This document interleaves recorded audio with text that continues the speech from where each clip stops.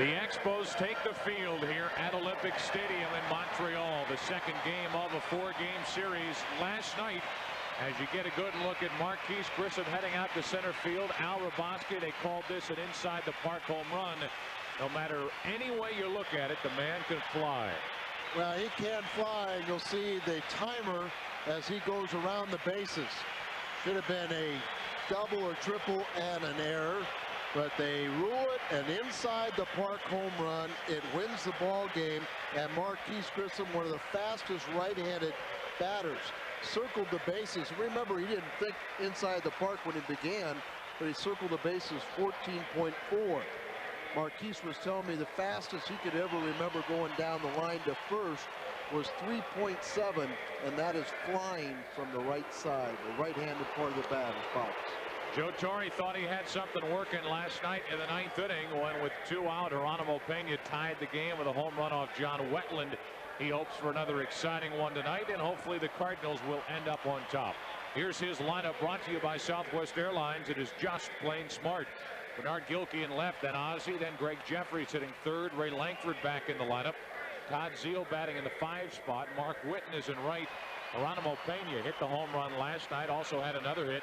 He's batting in the 7 hole. Then Tom Pagnozzi, the catcher, and the left-hander Tom Urbani pitching tonight. He's batting 9th. The defense for the Expos: Moises Alou in left, Marquise Grissom in center, and Cliff Floyd in right. With Barry, Cordero, Lansing, and Walker on the infield. Lenny Webster catching the right-hander Kenny Hill, and Al, the former Cardinal, one of 2 and the only 2 14-game winners in the National League. He is putting together a fantastic season. Really is. He just ever since he's come to the Expos, he's been outstanding. He has a career mark with the Expos of 39-21. That was after being 23-32 with St. Louis. Here's where you can see how he ranks: first in wins, 5th in winning percentage, 7th in ERA, and he's looking to become the fastest Montreal Expos in their history to reach the 15-win plateau. Charlie Lee won 15 games. He is the highest and fastest to win that amount, but with a victory here tonight, Kenny Hill would surpass that total. Hill will face Gilkey, Ozzie, and Jefferies for the Cardinals here in the 1st. And Ken Hill trying to help the Expos stay at the least 3.5 games out in front of Atlanta in the National League East. They're playing at New York while the Expos entertain here in Montreal. Kenny Hill looking in search of win number 15, and he has only 5 losses, a National League All-Star. Gilkey rips it to center. Grissom goes back, 1 out. 1 pitch, 1 out, and Gilkey hit it hard, but Grissom chased it down, 1 away. Cardinals have defeated Kenny Hill earlier this year, where Al Cormier was the starter in that one. That was back on May the 14th. Matter of fact, that was the last time Cormier has made a start for the Redbirds. He will make one tomorrow. That's that numbers right there. Ozzie hit a home run in that game, and so did Whiten. Here is Ozzie. Ozzie looks at strike 1. 2 out of 4 last night, and for the season hitting .248.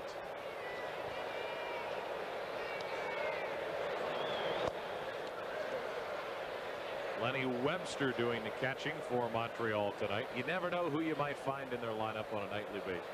Right.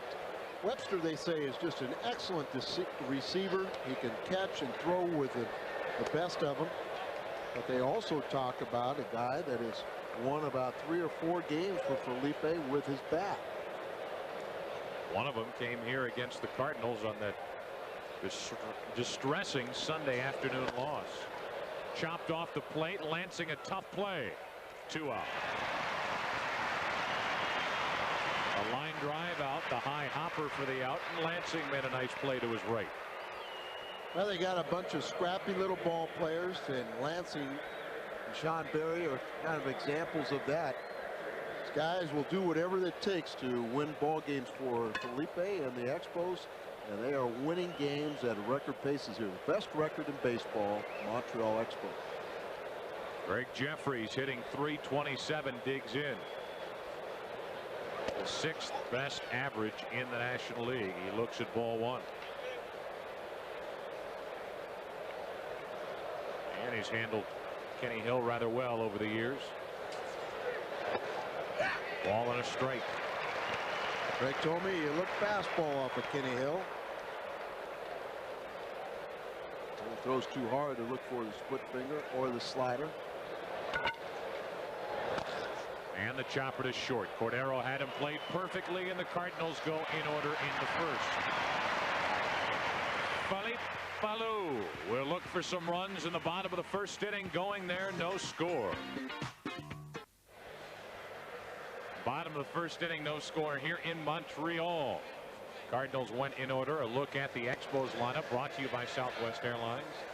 It is just plain smart. Grissom, then Barry, then Moises Alou back in the lineup. He took the night off last night. Larry Walker, Will Cordero, Lenny Webster, Cliff Floyd, Mike Lansing batting eighth, and Kenny Hill, a good athlete, pitching and batting ninth. The defense for the Cardinals, Gilkey, Lankford, Whiten, with Zeile, Ozzie, Pena, Jefferies on the infield. Tom Pagnozzi catching left-hander Tom Urbani, a record of 2-6.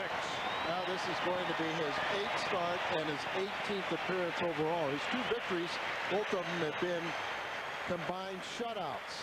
And as a starter, he is 2-4 with an ERA just over 4. His run support a bit low, 3.1 per game. But since his recall, he's 1-1 and a 2.87 ERA in 3 starts. He has thrown well since being recalled. He's made good starts against Atlanta and then got into the 8th inning and fell apart in the 8th his last time out against the Mets. I'm sorry, it was only 2 starts. So. You know what was most disturbing to Tom Urbani in that last start is he gave you 7 1/3 innings.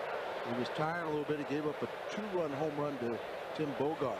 He had 3 2-run home runs in that game, but he never utilized his changeup.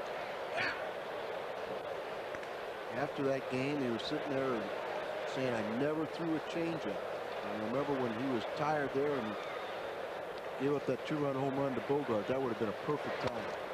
Grissom pumps it into shallow right, a leadoff hit. Whiten over to cut it off. Grissom with a big turn, but he'll hold at first. We saw the great speed last night, and Grissom thought about trying to challenge Whiten, but then thought better of it. Look at the stolen base totals in this lineup. That's the lineup tonight. Only Webster does not have a steal. Moises Alou, who had that career-threatening injury last year in St. Louis, is the only one in the lineup other than the catcher that isn't in double figures. And last night when Alou didn't play, they put in Frazier. Well, that was what, 20? 20 out of 23.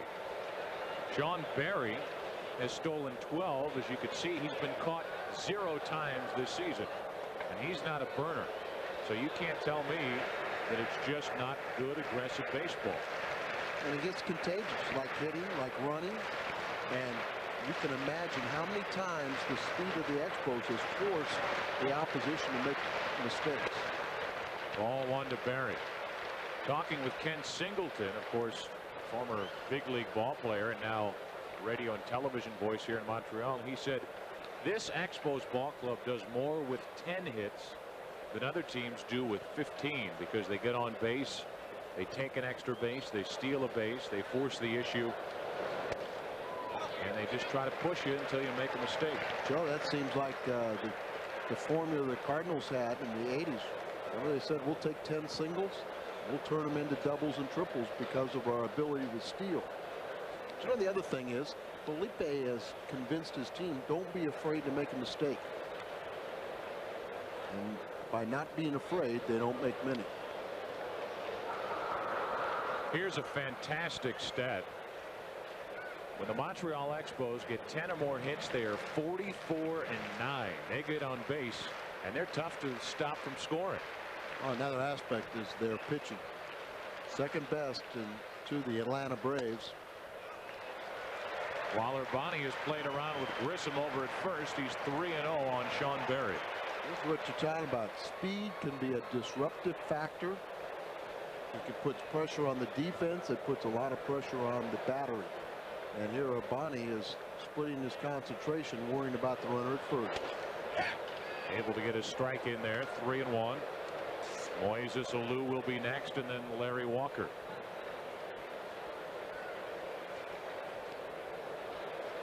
Almost a complete reversal of the lineup from last night for the Expos. 3-1 pitch, runner going, and Barry pops it into right.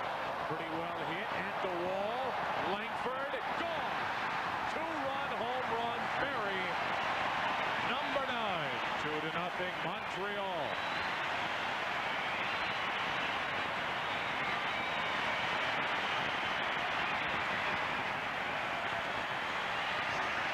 Sean Barry is another one of those players that you put him with a good ball club and he becomes that much better.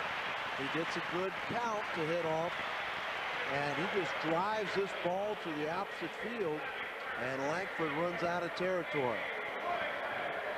Urbani has given up 4 2-run home runs in the last 2 starts. Now Alou hits one down the line but foul. Strike 1. Moises Alou sat out last night's game. He's been bothered by a bad hamstring. But he's back in there tonight. Quite a punch in the 3 and 4 spots with Alou and Walker. Sean Barry contributing in the number 2 hole. And that's when you get that kind of production out of the guys like Sean Barry. He was the 8th place hitter last night, 2 tonight. Then you start getting into this thunder. This is one of the most exciting young players in the game, and those numbers back it up. A ball and a strike on Alou. Nobody on or out, and the chopper to the left side. Ozzie going to have to hurry, no play. 3 straight hits.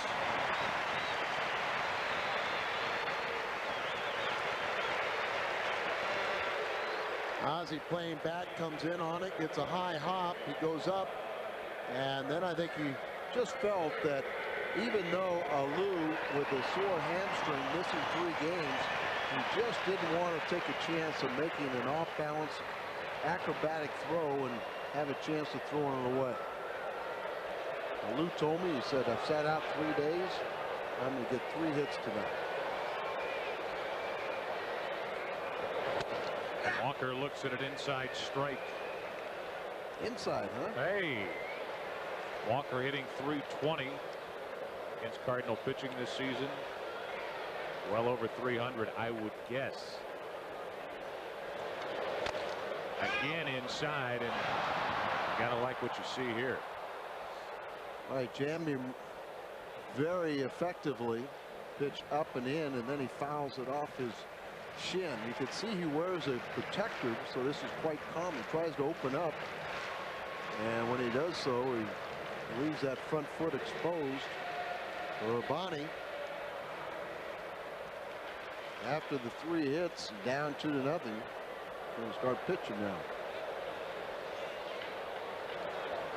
0-2 the count, and he wouldn't chase it. Ball 1. Blue pit to right by Grissom. A 2-run home run to right by Barry. Infield hit by Alou.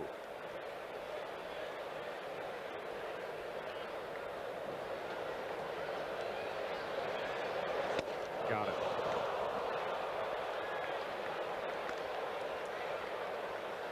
First out of the inning as Urbani strikes out Walker. Breaking ball, but it all was set up with those 2 fastballs in on it.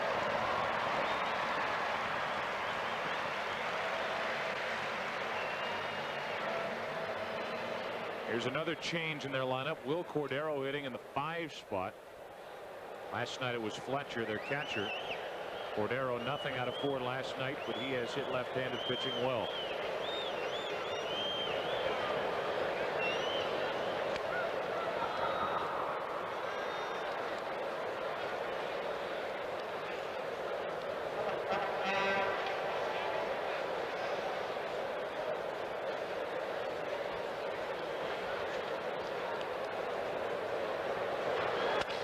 To the left side, 2 on, 1 out.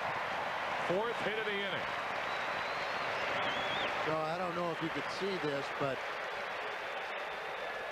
it looked like once again Urbani was concerned with the runner at first. Watch his stride. I mean, it's almost like he just lobbed that ball in there trying to slide step. Look at this. Throwing all arm, no body, and the ball's just laying right up there and saying, hit me. Altered everything to do the slide step to guard against a loose stealing, and when he did so, it just changed the mechanics of pitching to where he had nothing behind the delivery. Lenny Webster digs in, hitting .283 with 21 RBIs. He has 2 on with 1 out. The Expos are second in the National League in RBIs from their catcher, second to the Dodgers. And obviously the Dodgers get great production from Piazza. But they have 3 catchers here, led by Fletcher. And there's Tim Spear and Webster. They've gotten a lot of production from their catchers. Urbani would love that double play ball. Ball 1. Kind of hard to get a ground ball when you're up in the strike zone or up out of the strike zone.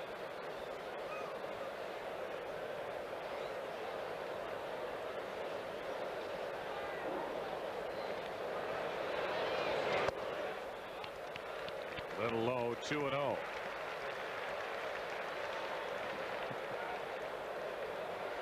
Urbani came now. All of a sudden, Joe Coleman.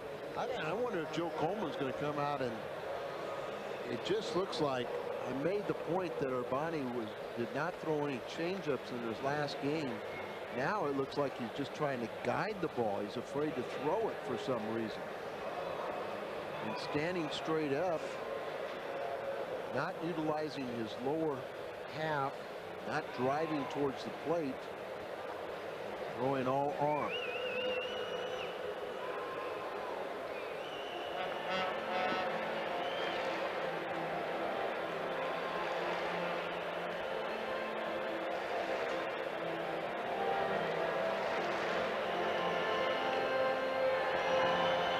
Joe Torre has seen his club fall behind here 2-0, and the Expos threaten for a bigger rally. They have 2 on, only 1 out, and a 2-0 count on Webster. 3-0. And this is something we have not seen from Urbani since his recall. He looks like a completely different pitcher.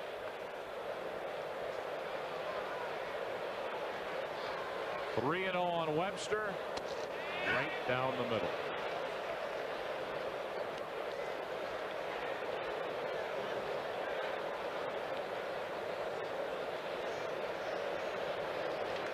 Three singles, a 2-run home run in this inning. 2 on, 1 out. Webster ought to get something to hit here. 3-1 the count.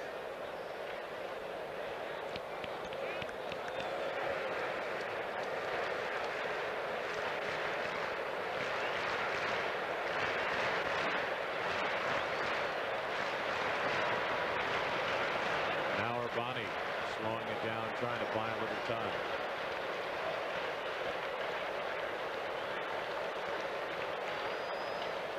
.3-1 pitch, runners are going, and that's to Ozzie. Might be 2. They got them both. 6-4-3. Fantastic play by Ozzie and Pena.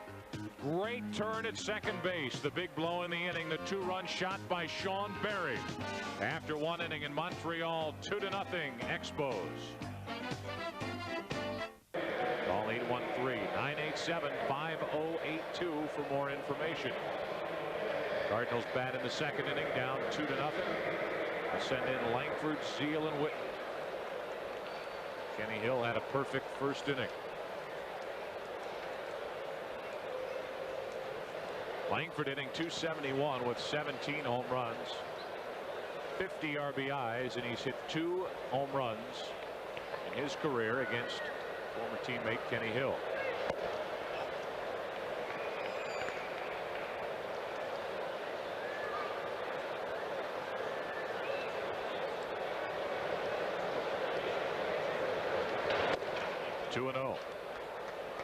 Lankford did not start in last night's game. Came in as a pinch hitter and bat in the 9th inning and saw 1 pitch and fly to left. Hill has a 2-0 lead to work with now, and the 2-0 pitch misses. 3-0.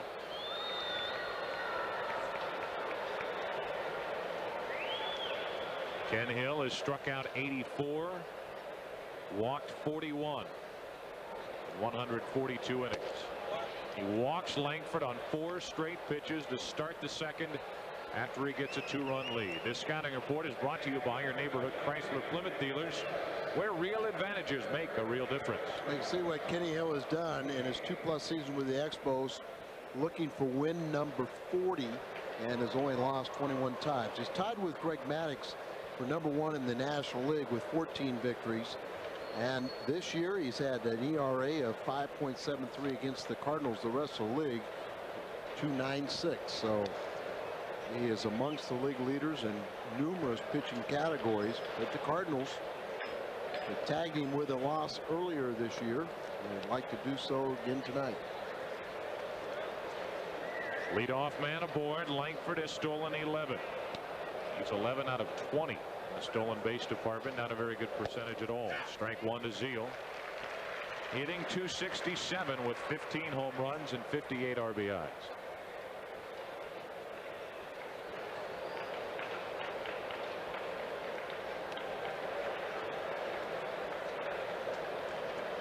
Zeile had a fantastic month of July. Trying to start out hot in August. Trying to go the other way. Strike 2.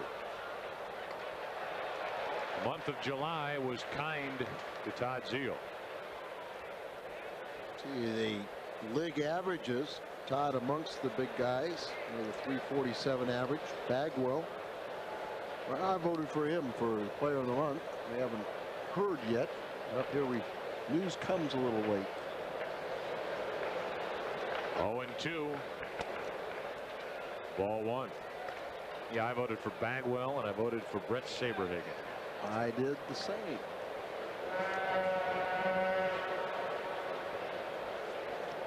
Saberhagen had a terrific month. ERA of less than 1.5 and a record of 4-0. 4-0. He had 6 starts. I think he had 3 complete games, and I know he should have had, or he could have easily had one against us. Did they take him out after 8? Give a little work. No, he went the full. Did he go the full 9? I know he was dominant. In fact, he struck out Zeile to end the ball game. Ah, that's right. 1-2 the count. Lankford drew a leadoff walk, and Hill gives him a look. Talking to Zeile and some of the other Cardinal hitters about Rojas last night, said in this ballpark it's tough to pick up that split-fingered pitch. Whatever the lighting may be or the background, he said it's tough to see, and you could tell by the swings that the Cardinals were getting off Rojas last night that they were not comfortable. The same might happen tonight with Kenny Hill. 1-2 pitch. Lankford starts and stops, and Zeile hammers at a high pitch. And a good rip at it.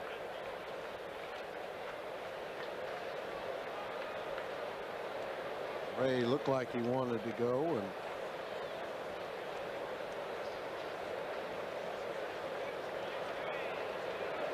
I think Todd Zeile probably will see more sliders from Kenny Hill than any other hitter.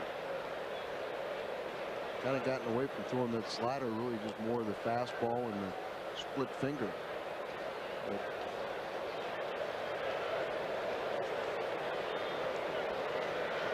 leadoff man on, a 1-2 count on Zeile here in the second.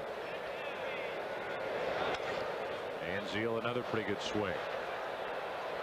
I guess the rap against Ken Hill when he was with the Cardinals was great arm, but an erratic arm. He didn't really have good command of the strike zone, and when he'd get into trouble, he'd put men on or fall behind hitters. But that's been pretty much erased by Joe Kerrigan, the pitching coach here in Montreal. His control is much better. Having the opportunity to pitch and to go out there every 5 days, no matter what's going to happen, you're still going to get the ball. That's a big lift off a pitcher, young pitcher. And when he first joined the Expos, they weren't this classy of a team. You know, they were a young team, and they could afford to let him develop. 1-2 pitch. Zeile fouls another. So a good at bat here for Zeile, but we'll see who wins the little battle between Hill and Zeile. Whiten will be next.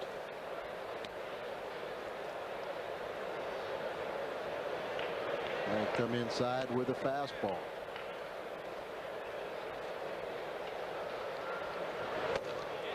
And he missed inside, 2-2. Fastball jumps, doesn't it? Yes, it does. See, I think that pitch right there, Joe, used to be called a strike. And, you know, if you're going to be successful this year or now, you have to pitch inside, but you have to be in a position to where you don't have to throw strikes because the umpires won't call it. They're going to try and do it again. Lankford is running now, and Zeile fouls another away. Didn't have the control of that pitch. They wanted it inside, and it was really back out over the plate. If you can get Kenny Hill into a situation where you can guess fastball, that's when he gets into trouble, because yes, he throws hard, but if you're looking fastball against him, it doesn't have a great deal of movement. When you're looking fastball and he throws that split finger or has the command to throw pitches off the plate is when you're in trouble. It's been a good at bat for Todd, no matter what he does. Count is 2-2. It's going to be a split finger, I believe. Lankford running. Zeile hits it deep to left. That might tie it if it's fair. It is a home run, and we're tied at 2. Number 16, 60 RBIs, and that ties this game. What a good at bat by Todd Zeile. Hanging split finger is exactly what he got. When he was forced to throw a strike, he was reluctant to throw another fastball. His slider's not really biting real well right now. And watch where this split finger goes. Todd, kind of a funny swing, but he drives this ball as far as have you ever seen him drive one. 16th home run of the year, 60 RBIs. Now Whiten stands in. The game is tied. A 2-run home run by Barry, answered by a 2-run home run by Zeile. And Todd up to the 60 RBI plateau. Now 2-0 on Whiten, so maybe Kenny Hill is struggling, and that's something we should come to expect against the Cardinals, the way he's thrown against St. Louis this season. Well, it just seems like they're so much better suited for the power pitcher. The off speed, the junk baller is the type of pitcher that gives the Cardinals trouble. Guy that'll come up there and challenge it. You know, they're a fastball hitting team. 2-1 pitch to Whiten. 2-2.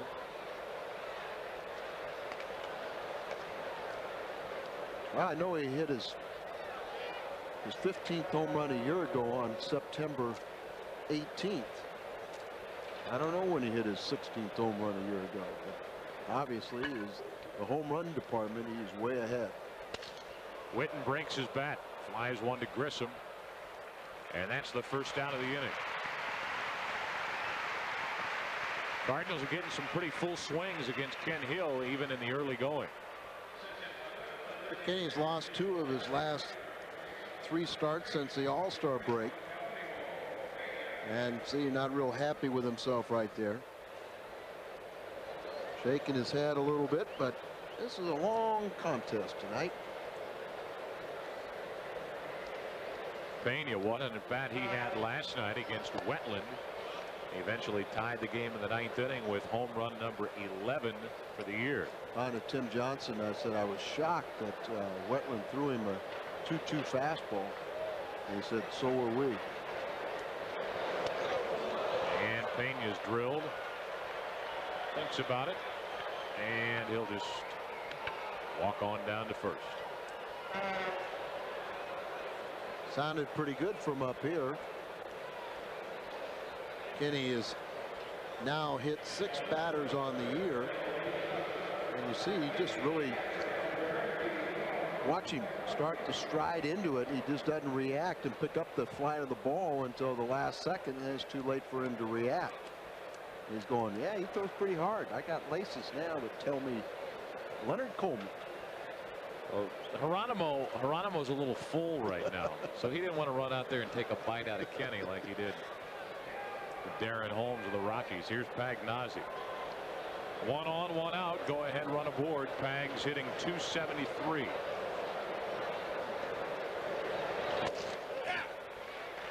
With fastball, strike 1. 4 home runs for Pagnozzi, 34 RBIs. Had the beginning portion of the night off last night, took over in the 9th, and was the one who caught the throw, the cutoff throw from Pena. A little too late when Grissom slid in with an inside the park home run to win it in the 10th. Into center field, Grissom right there.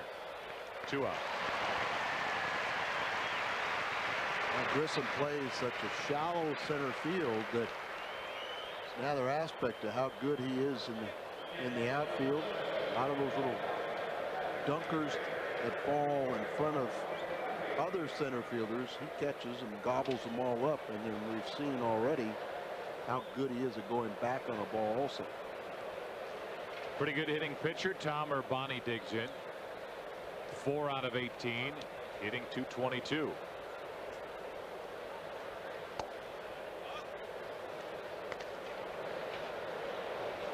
Irby has yet to hit a big league home run. He will someday. Get a pretty good swing. Runner on at first and 2 out. Game tied here in the 2nd inning. And a 2-0 count on Urbani.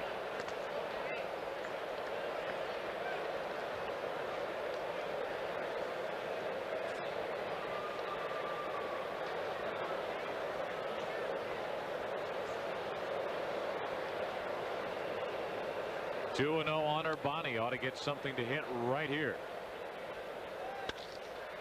Into center field. Grissom retired the side along with Kenny Hill. But in the meantime, after a leadoff walk to Lankford, Todd Zeile went deep down the left field line. His shot ties the game at 2 here in the 2nd. Tied at 2, bottom of the 2nd inning, and Tom Urbani back to work. Have you seen the Cardinals magazine yet? It's loaded with articles about your favorite Redbirds, past and present. Full color photos, action posters, and games and trivia. Something for Cardinal fans of all ages.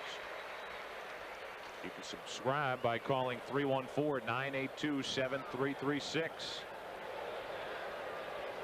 Also find them at Schnucks, Dearborn's, newsstands within the St. Louis area. Cliff Floyd leads it off. He looked at ball 1. Putting together a very solid rookie season. 1 ball, 1 strike. Cardinals will send Real Cormier to the mound tomorrow night. He'll be opposed by Gil Heredia. Should have been Facero, but he's on the disabled list. Good breaking pitch, strike 2. Facero's on the disabled list with a injured right side. Kind of pulled the right side above his rib cage. Look at that pitch. That's a good pitch inside. 2nd strikeout for Urbani, and he's giving us what we wanted to see more of last night, pitching inside to these Montreal hitters. Well, just when you look at this swing, now you tell me what looks more fluid. Swinging like this, being tied up, handcuffed, or getting your arms extended and driving the ball. 1 out, nobody on, and the batter is Mike Lansing. He looks at a ball. Well, Real Cormier's pitching tomorrow night. He'll probably jam hitters. And I'll tell you one thing, if he doesn't, we're going to jam him, right? That's right. We're going to get all over him because he's intelligent enough. He's intelligent enough. He's smart enough. And he's getting to have an opportunity to watch Urbani tie up hitters. 2-0 pitch. A little high, I guess. 3-0 with Ken Hill on deck. Hopefully Real is someplace that he can see how easy it is when you watch on TV. 1 out, nobody on. The leadoff strikeout of Cliff Floyd. And Lansing looks at a strike. Mike was 0 for 3 last night. For a while was the leadoff hitter for the Expos, but he's back down at the bottom of the order. And to the second baseman Pena with the backhand, 2 out. And back from 3-0, he got his man and will make Kenny Hill swing the bat here with 2 out in the second. I always thought Ken Hill would develop into a little better hitter than he has. Hill 6 out of 45. That's it. Hitting a .133. He is leading the National League with 13 sacrifice bunts. The hitting has never really come too easy to him. Seems like a pretty good athlete. Oh, he is a good athlete. Started as a shortstop.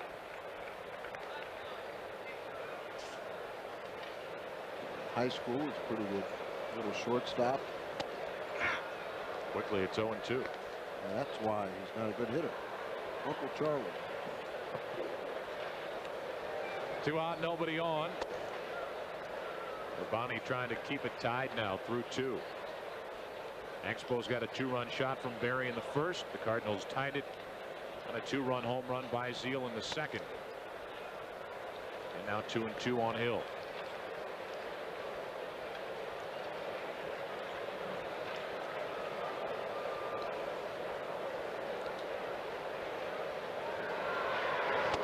Right down the middle. Each team will have the top of the order leading off in the third. Expos jumped out to the lead. The Cardinals have tied them through 2.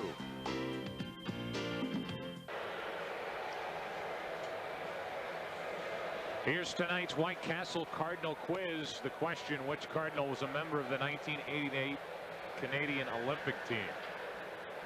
I don't know if there could be an easier question that we could possibly throw out there at you. Well, do you think we ought to give you a hint, though? Cardinals bat in the third inning. No, it's not Bernard.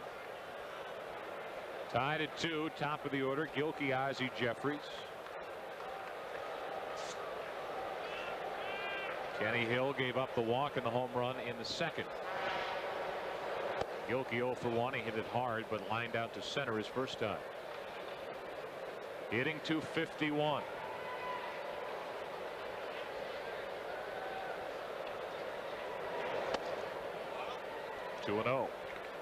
Bernard is 9 for his last 50. Hitting under 200 in his last 13 starts. Right down the middle on 2-0. And Gilkey with the bat on his shoulder.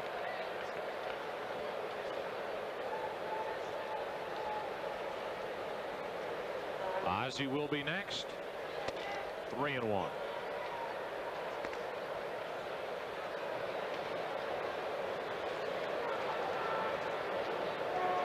Gilkey's hit 5 home runs, driven in 38. And to the left side, going to be tough. Cordero will put it in his pocket. A leadoff hit. So Gilkey aboard his first hit of the series. He's 1 out of 5 now. Hit the ball hard twice tonight, and he gets the leadoff hit here in the third. Gets it off the end of the bat, breaking the bat, hits it in the hole. There's the all-star shortstop. He has committed 21 errors on the year. A good range. He gets to this one, but wisely chose not to make an errant throw. Now Ozzie will try to move Gilkey up. He may drop down a bunt. Runner going, hit and run on, and Cordero will take care of Ozzie. 1 out. Ozzie tried to guide it. The shortstop was going to cover when Gilkey was going, and Ozzie just kind of chopped it, tried to hit it through the vacated shortstop hole. This was by design. You see him hitting down on the ball and trying to hit it towards the shortstop, but Cordero was able to change direction, catch the ball, and throw out Ozzie, but he does advance Gilkey.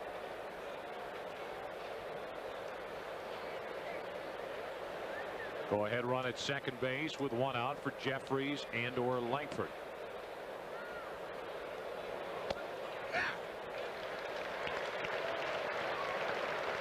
Saw the score. San Francisco losing at home to Cincinnati 9-7. Barry had 5 home runs in that game. Once again, what? Barry had 5 home runs in the San Francisco Cincinnati game. Runner at second, one out, and a 1-1 count. Barry, as in Barry Bonds. Well, Barry Bonds had 3 and Barry Larkin had 2. Thank you. Just a little trick for you, seeing if you're paying attention. I was. It's just seemed a little interesting to me. I wanted clarification.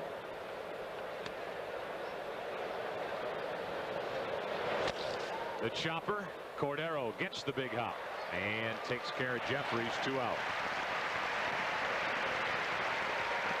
Gilkey to third, 2 down, and Cordero did well to charge this ball and get the high hop. Well, most of the time, if you're aggressive and you charge the ball, you'll get the hop you desire. Gilkey goes to third, but now there's 2 outs. Darryl really blossomed into an outstanding offensive player, and his defense will come. Runner at third, 2 out. Ray Lankford trying to put the Cardinals on top. Walked and scored his first time. He looks at ball 1.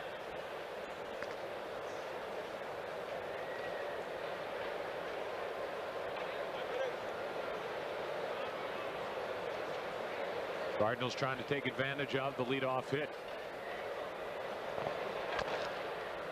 1-1 on Lankford. Rays driven in 50.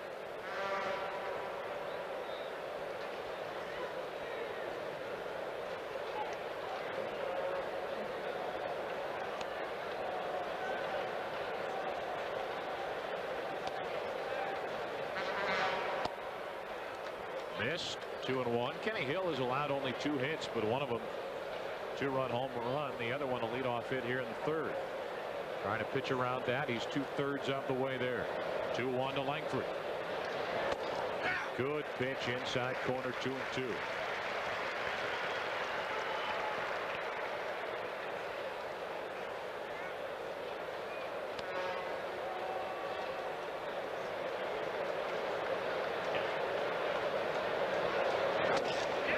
That is heat. And Hill's first strikeout. Cardinals get the leadoff man on, but still tied through 2.5. Welcome back, in time now for our White Castle Cardinal quiz answer. There's the question: which Cardinal was a member of the 1988 Canadian Olympic team? Réal Cormier. Ooh, that was tough. White Castle Cardinal quiz is brought to you by White Castle. For that one-of-a-kind steamed grilled taste you're craving, come to White Castle now. Bottom of the third inning. 2-2 the score, and the top of the order coming up for the Expos. Here's Grissom.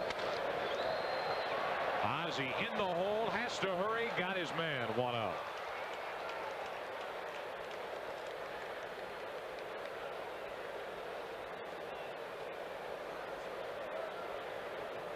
Breaking ball here, and Ozzie has to go to his right, playing him up the middle. And Ozzie can get on top with his throw. 1 away, and the batter will be Sean Barry, who homered his first time.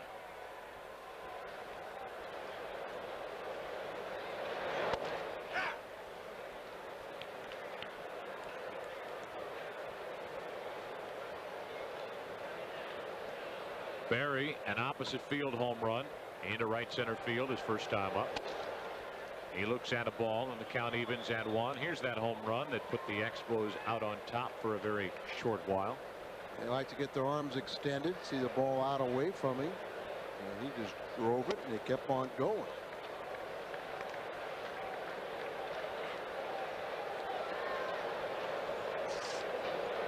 Two and 1 to count. That's foul. Urbani's velocity has picked up 3 or 4 miles an hour from the first inning.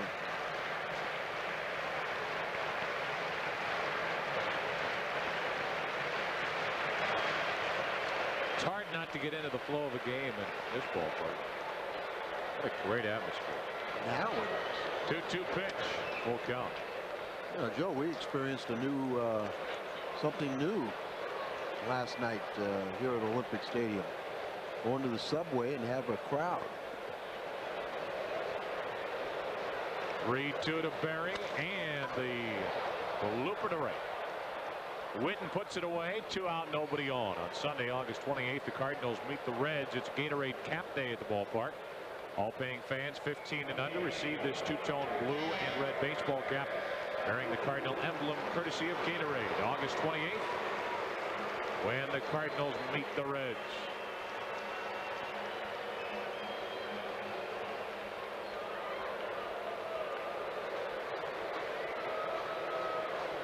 Two out, nobody on, and Alou hits it foul past third.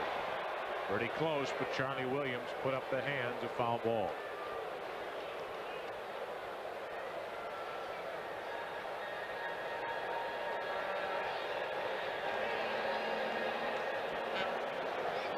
Missed it by that much.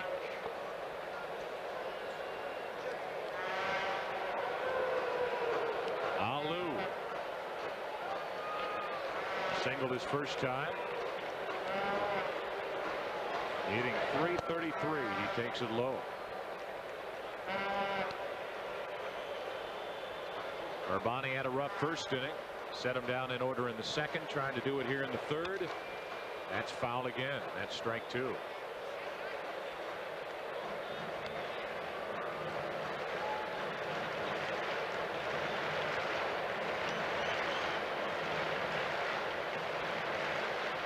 Charlie's in a good mood tonight.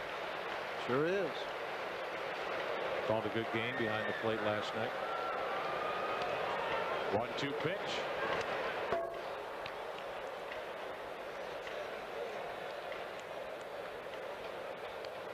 Let's see whose signature is on this baseball.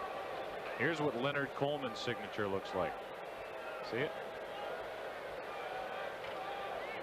I'm not too sure that baseball is legal. I only counted 107 stitches. A 2-out hit up the middle.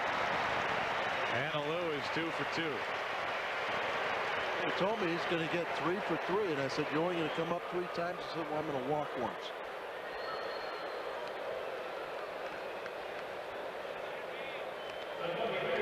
So Alou gets the 2-out hit, and Urbani will have to deal with Larry Walker. Walker leading the National League with 40 doubles. A power hitter, also hitting .319, 16 home runs and 78 RBIs.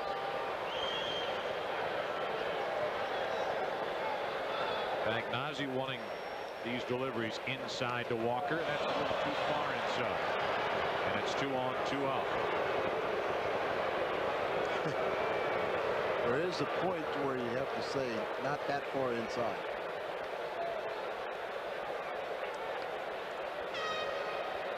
So the hit batsman puts 2 men on, a man in scoring position, and the Expos look for the 2-out hit from Will Cordero as Urbani hits his first of the night.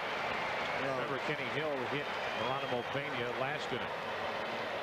Jack Buck and I were talking with Felipe Alou. He says our team is hit by more pitches than any team in the National League, but as soon as Pedro Martinez takes the mound, he's a headhunter, and it's all his fault.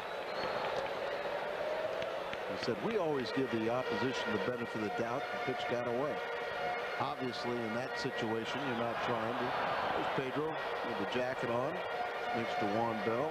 There have been some situations, though, where he has gone after hitters. I would argue that with anybody, including Pedro. Evidently, in their final game in Florida, he went after a hitter down there. Well, they got into a situation down there, and with Chucky Carr breaking up a double play ball, running into Cordero, got in a little shoving match. 2-0 pitch out in front of a changeup, and there's your change, Mr. Ravaski. Oh, and what a perfect hitter to go after with Cordero, a very aggressive free swinger. He was waiting for a 2-0 belt high fastball, and he got the changeup, and that's strike 1.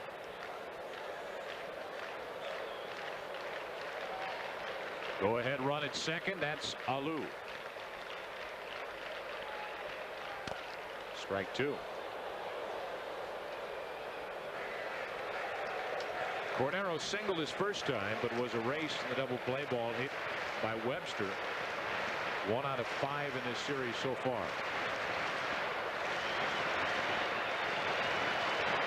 Got a chance to interview Cordero on one of the Stars of the Game interviews last time they were in St. Louis. He is a big man for a shortstop. He's put together. 2 on, 2 out, 2-2 pitch. That's a foul ball. And another fine play by the ball girl down the left field foul line. Little short hop she picked up. Earlier she got one a scooter. This time, as you mentioned, short hop, and as long as she doesn't fall over. Better than I do. Good play. 2 on, 2 out, a 2-2 count. Cordero trying to put the Expos on top. Full count, and the runners will go.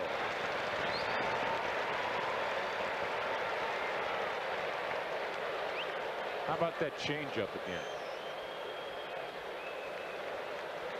3-2 changeup will get him. There it is, and the fly ball to center sends Lankford back over his head, off the wall. 2-run score, and it's 4-2 Montreal, and that's the last time I call a pitch.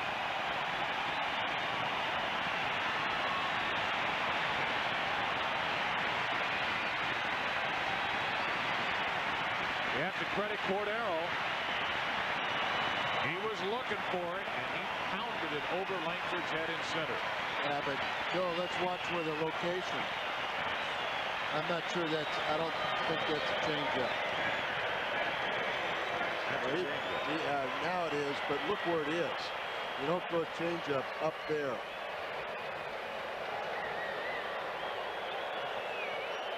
That's a batting practice fastball when it's up there chest high. Look at Webster cutting away. Strike one. So the Expos back on top by 2.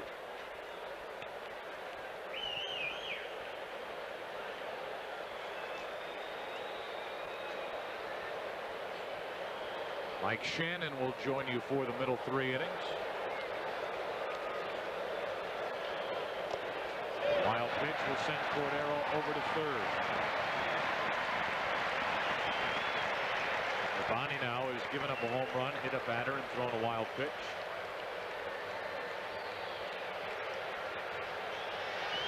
So aiming some of these deliveries. The breaking ball, Pag shifts to his left and wasn't able to surround it, so it got by. Runner at third, 2 out. 1-1 pitch. Strike 2.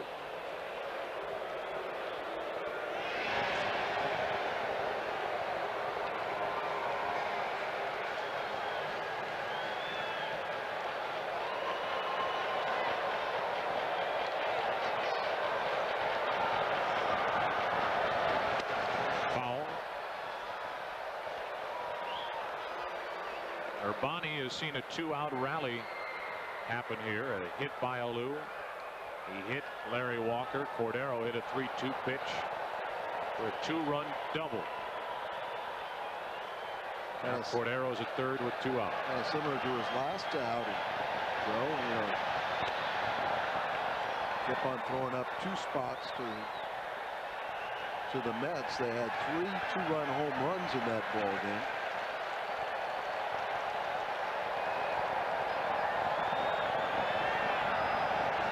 Two pitch up the middle, nicely played by Urbani. That saved a run, and that ends the third.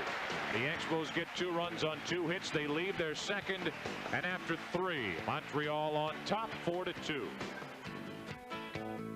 The confines of Wrigley Field in Chicago. All you have to do to enter is in this stealing of home with the Cardinals sweepstakes. The grand prize winner will receive round-trip airfare courtesy of Southwest Airlines. You'll also get hotel accommodations, tickets to the game, and other great prizes. To enter, send a postcard to Prime Sports Network, 700 St. Louis Union Station, zip code St. Louis 63103. You must be 18 or older to enter, and no purchase is necessary. Contest ends September the 5th, so send your postcard today. It's brought to you by Prime Sports Network and Southwest Airlines. Just plain smart. I'm going to get in that contest. Can we get in? Sure. All right, let's get in. We'd like to do that. Here's Mr. Zeile, and here is a strike, and we're underway in the 4th. A 1-1 count. Zeile having another fine season. The home run he hit in the 2nd was his 16th of the year, and his RBI total is up to 60. He tries out Cordero, and Will throws him up. He had a good at bat in that 2nd inning, didn't he, Al? He fouled off 2 or 3 tough deliveries, and then he got one up in his zone, and you missed it, you say at home. Did you miss it? Well, we'll show it again for you. Well, finally on a 3-2 pitch, he gets a hanging split finger. Ooh, goodbye, baseball. Right up there, not where Kenny Hill wants it. It was the 16th home run of the year for Todd, and he hit it a long way. 60 ribbies now, and his average all the way up to about 270. Whiten whacks one up the middle, and the potential tying run comes to the plate. It is Geronimo Pena. Pena struck by a delivery in the 2nd inning. What did you think of that, Al Rabowski? Do you think he was throwing at it? Oh, I don't think so. Well, I don't either, but if you were the pitcher, what would you have done? You'd have whistled one by Hill's uniform when he came up, wouldn't you? I don't think you threw at him either. But no. You have to protect your hitters. Pena had a home run last night. Been swinging the bat well. You know, Mike, one of those deals too where, like a lot of hitters, Pena actually hit himself. Well, yeah, I mean, doesn't know how to get out of the way. He stands right on top of the plate. We've talked about that, Al. I mentioned 2 or 3 years ago. I said someone's going to be seriously injured in this game because of the way the hitters dig in and will not give. And we've had, well, yesterday I think we had 2 fellas beat. Kevin Seitzer. There goes the runner, and Whiten steals his 9th in a row. He's 9 for his last 9 and 10 on the season. Yeah, Seitzer was beamed, and then the Cub third baseman also was hit in the face with a delivery. Okay, here. Webster usually a very good throwing catcher, and that one was not a particularly good throw, but Mark Whiten learning to pick his spots. Ben Hill has always had a little trouble delivering from the belt. Take a little too much time with that high leg kick, hasn't it? Right. That helps also. There's a popping fastball. Geronimo Pena is at the dish.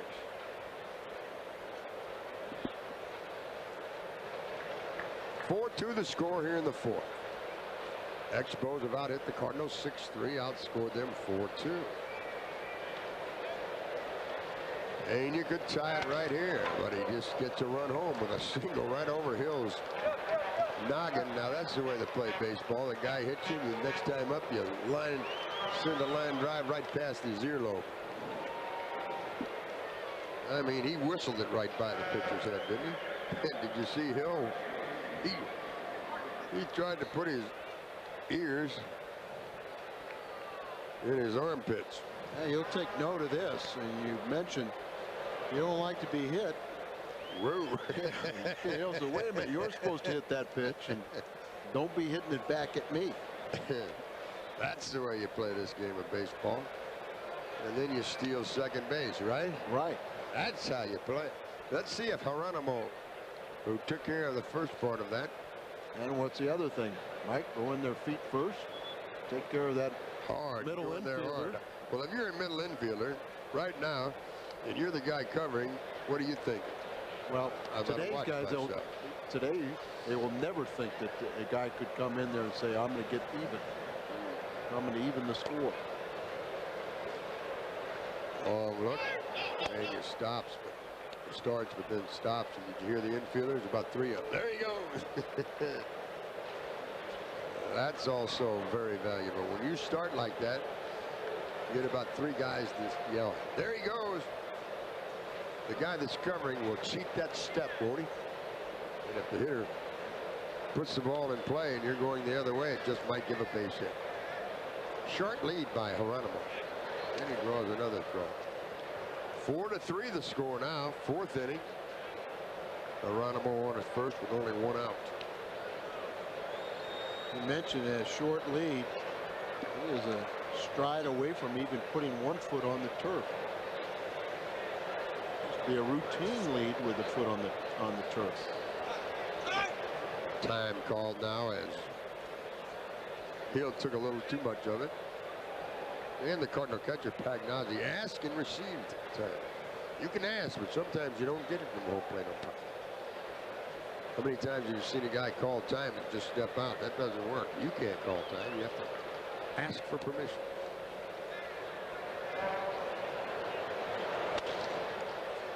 That one will be close. It'll stay in play, maybe. What a play by Walker. No, didn't quite get it. Man, what a try. It's a wonder he didn't break his arm. He tried. He thought he had it. I think the fan took it away from him. And the fan has every right to do that. Well, not when they go up on the dugout, but oh yeah, if that ball's in there, they can get it just as easy. He had it. Yeah, he had it. He had it, and then it rolled out. Boy, what a gallant try, huh? Right, watch from this angle. Watch where he makes contact with the top of the roof, where that arm. Look at that elbow. You're lucky. He's got the bad shoulder. That's why he's playing first base instead of the outfield. But look at it banging right down the left arm and elbow under the dugout there. No fault with that effort. And he had the baseball, but when his arm hit that dugout, the ball rolled out. And he's on flat surface now, and then when he went and made contact with the ball, he stepped down into the dugout. So if he would have stayed on the same plane, he would have been able to hold on to it. But you can't assist that player in the dugout. Gene Monk, who used to manage this Montreal team, had that rule changed. It used to be you went in the dugout, they could knock you down, push you away from the baseball. Now you can walk into the dugout and catch the ball. Mr. Monk knew the rules because he tried to take advantage of every inch of it. He was a heck of a baseball man. Managed the Phillies, he managed here, the Angels. Still works for the Los Angeles Angels. Tom Pagnozzi's at the plate. He's having some sort of a discussion with either the umpire or the catcher or both. 2-1 the count. 1 on, 1 out. Pena's at first. 4th inning action. Geronimo's a tying run. He's running, and he'll have to walk back. Good pitch for Pagnozzi to rip that, but he fouled it straight back. Hill has always had trouble with the Cardinals, hasn't he, Al? Yeah, I think the part of it is that they know that he's basically a hard thrower, and predominantly the Cardinal hitters are fastball hitters. And he falls behind the counter often, off a lot of the time, and so he becomes a little more predictable of when he's going to throw the hard stuff. Runner goes again, but they get the double play anyway. How about that play? That's twice now tonight we've seen the double play with a guy running. 6-4-3, and the Cardinals get only the 1 run. As the Expos bat, it's 4-3 Montreal. Hey, if you're headed down for a loaf of bread or a nice cold frosty 6-pack, maybe a little bacon for breakfast in the morning, you stop by your Snooks store and you have a computer there that you can buy tickets. I tried it last year, Al. I went into that new store right off of I-170 out there. Went up and said, I want to buy a ticket for the game tonight. Boom, boom, boom. She gave me a box seat. It was a darn good seat. You can get good box seats in 1s, 2s sometimes. All you have to do, if you'd like to try it, Afton, Baldwin, Breckenridge Hills, Butler Hill, Columbia Mall, Cross Keys, Grandview, Harvester. If you need information, just call 994-4544, 314 the area code. Go shopping and get your Cardinal tickets at Snooks. And a strike is in 2. The left-handed swinging. Cliff Floyd. This guy's been hot with the bat, but not in this series thus far for Brownie. struck him out with a great pitch in the first appearance by this big left-handed swinger. Floyd, the opportunity to play when Walker injured that rotator cuff in his throwing arm. They put Walker at first, and they put this big fella out in right field. But here tonight, Alou has him in left, and he has Floyd in left. Alou has moved from left to right, I guess because of the hamstring injury. Not as far as from the dugout? I guess. I don't know. Well, you know, Moises has a great throwing arm, so maybe you put him out there for that reason. Floyd is a first baseman. And he tries out the Cardinal first baseman to no avail. So that takes care of the first here in the fourth. It's a 4-3 Montreal lead.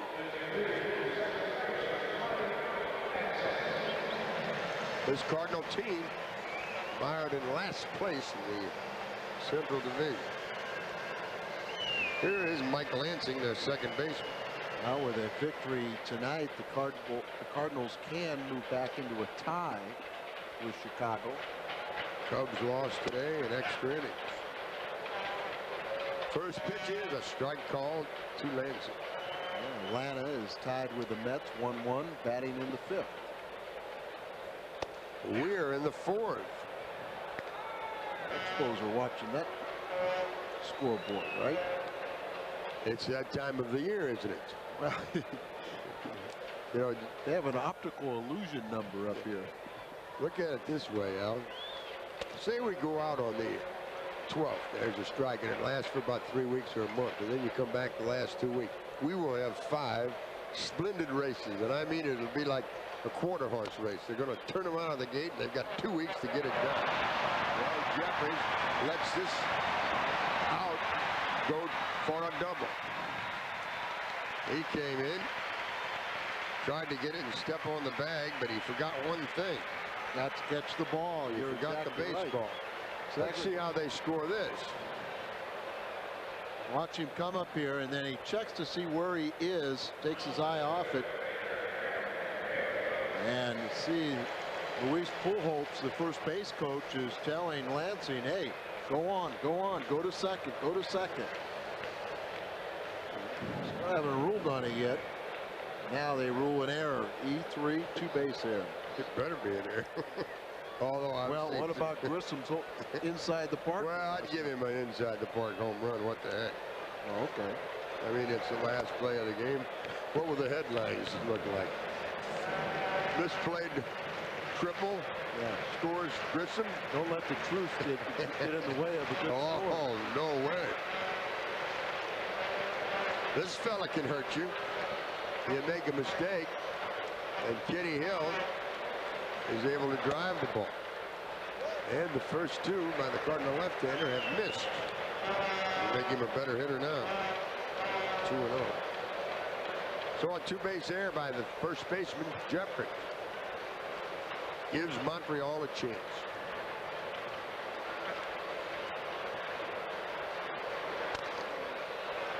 Ozzie has to get by John McSherry, the umpire. He does so. Throws out Hill. Over to third is the runner Lansing, and here comes Marquise Grissom, the inside the park man. Very good effort to get around McSherry.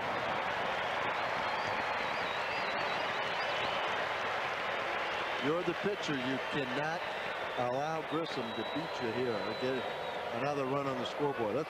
There's Big John. You know, he's really a hard worker. Boy, he's a good umpire. Yeah, I mean, one of the best. You see the size, but boy, he doesn't ever let that weight get in the way of his ability, and he's always hustling on the field. He got his name of Bullpen McSherry a few years back because of all of the hustle. I think twice in the same series he was hustling down the line to see if a pop-up was going to be caught by a player, and he stumbled on the bullpen mound. Thus, Bullpen McSherry. But he has a very good map now of these parks around the league. He comes out and walks around the bullpen. That's right. He sent the cow out in the minefield. Oh, changeup is a beauty, and it's in at the knees, and it's 1-2 now. You can lull yourself now, Rabowski, into making a mistake here now, can't you? You have the base open, but you're out in front, so you say, out of play, and a souvenir for one of the fans. Mike, a couple of the Cardinal pitchers had noticed on a replay with Grissom in the Florida series that he hit a home run off of Richie Lewis, and afterwards he picked the bat at, instead of putting it in the back rack, he took it at the end of the dugout along with him. Kind of was protected. And then they were kind of questioning last night that disputed inside the park home run that they kind of hit that ball reaching out away from him, kind of one-handed, off balance, and that ball went a long way. People kind of wondering if he's using a loaded bat. You can ask for one tonight. Field to his left makes the play. That takes care of Grissom, and it takes care of the Expos. They strand their third of the night, and as we've completed 4 here in Montreal, the Expos lead it 4-3. As you see online, the score here in Montreal, Quebec, Canada, you see our pitchers. How would you compare them thus far, Mr. Left-hander? Well, I think Ken Hill has the advantage just because he's got a 4-3 lead. A couple more strikeouts for Tom Urbani, but 2 fewer hits allowed.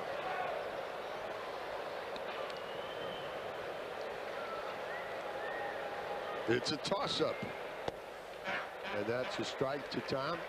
Urbani can handle himself too at the dish. Yeah, I don't think either one of them are real proud of their efforts to this point. Put up a few more zeros and their numbers could be respectable. And a good pitch on the inside corner. Well, Mr. Hill is trying to become the first 15-game winner in the National League. Mr. Key is already past 15 over the American League. Round ball up the middle, and there's the pitcher on base. That usually spells trouble. Well, ladies and gentlemen, Coca-Cola and the Cardinals have teamed up for Coca-Cola autograph ball night. We'll be taking on the Florida Marlins on Saturday night, the 17th of September. All you paying fans, 15 and under, that attend that ball game will receive a stamped autograph ball encased in a plastic ball holder for display, courtesy of Coca-Cola. September the 17th. Gilkey at the dish. Bernard has lined to center. He's singled, and they do not like the way Mr. Hill is throwing, and they're going to get the bullpen busy. And odd when you got Kenny Hill on the mound and he's got a 1-run lead, and you warm someone up here in the 5th inning. Tim Scott. There's a strike, and it's 1-1. Usually you think you have your ace on the mound, you got a day off. Well, he's lost 2 of his last 3 decisions coming out of the All-Star game. By the way, he pitched 2 hitless innings in the All-Star game. Pretty Hill good. Double play and make it easy here for him. Over but low, and it's 2-1.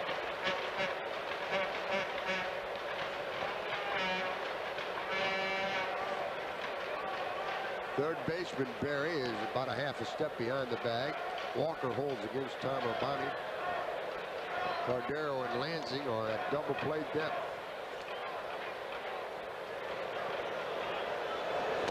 Good fastball. He really is Gilkey set up for the double play pitch now. Fastball over the inside corner. Now he wants that split finger delivery or the slider blown away, and he might get the 6-4-3. Oh yeah. Get him reaching, trying to pull a pitch. That's where Bernard gets himself in trouble when he doesn't utilize the entire playing field. Looks like he's coming back inside. He did come inside, and he popped him up. Who wants this? The left fielder. There's the first out. It's one thing to make an out in this game of baseball, but it's also another if you make an out and advance the runner. It's a big part of this game. You see those great hitters. Even when they make it out, they advance the man that's on base. In this case, it's not accomplished. They'll play behind the runner now at first with Ozzie at the plate. The Wizard 0 for 2 tonight. He's grounded to the second baseman and to the shortstop. Ozzie in his last 14 games has hit safely in 13 of them.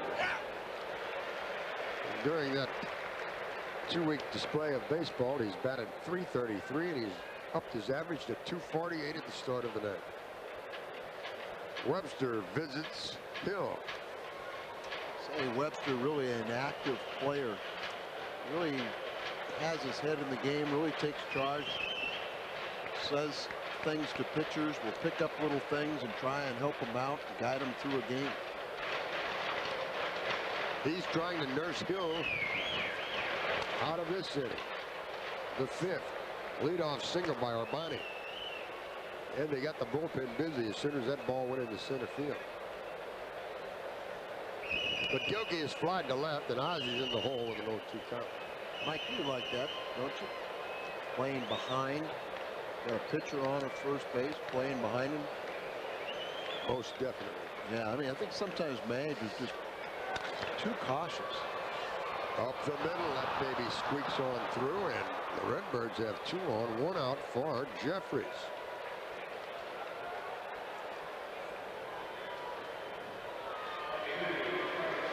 There you see the Cardinals first base coach, Jose Cardinals.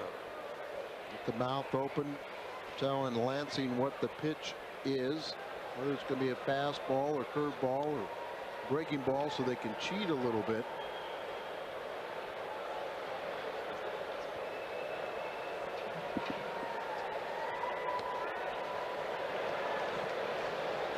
Here is Mr. Jefferies. First and second, the Cardinal runners, only 1 out. Oh, beautiful fastball on the outside corner. Just nipped it.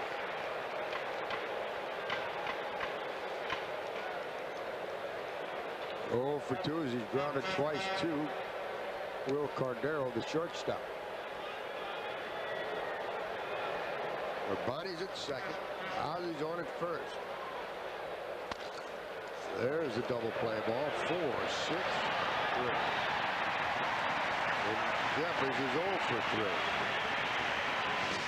And the Cardinals fail here in the 5th. As we go to the Montreal half of the 5th, they still lead 4-3. Big Southwest Airlines, Richard Chrysler Plymouth come to the ball game and have a nice cold frosty bush. There is Tom Urbani, and he will work to the Expos here in the 6th. Leading it off is Mr. Barrett. Sean, 2-run homer in the 1st, flied to right in the 3rd, leads it off here in the 5th. They had a good pitching matchup tonight. 3-6-1 Cards, 4-6-0 Expos. Big crowd here at Olympic Stadium. Their attendance is up, and they are leading the major leagues with the best record in all of baseball. Montreal Expos.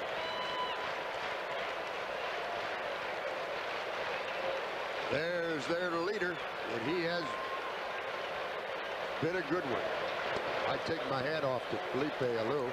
I think he mostly is the reason this Expo team is playing the way they are. I have to concur, Mike. I mean, he just is a man's man. He has these youngsters believing in themselves. He's patient with them. What a play by the Wizard. Another for the highlight show. Ozzie Robsberry with that packet. Leaving his feet, catching the ball, and then springing up and throwing him out. Ozzie plays way up the middle, and so he's able to get to some of these balls that would go into center field. And no one will scramble to their feet after diving. No other shortstop prior to Ozzie could ever do that, because once they dove for a ball, they couldn't scramble their feet and get up and throw someone out. Ozzie has a distinctive manner. Here is Alou. Here is a chance for Whitten. He makes it quickly, 2 in the well.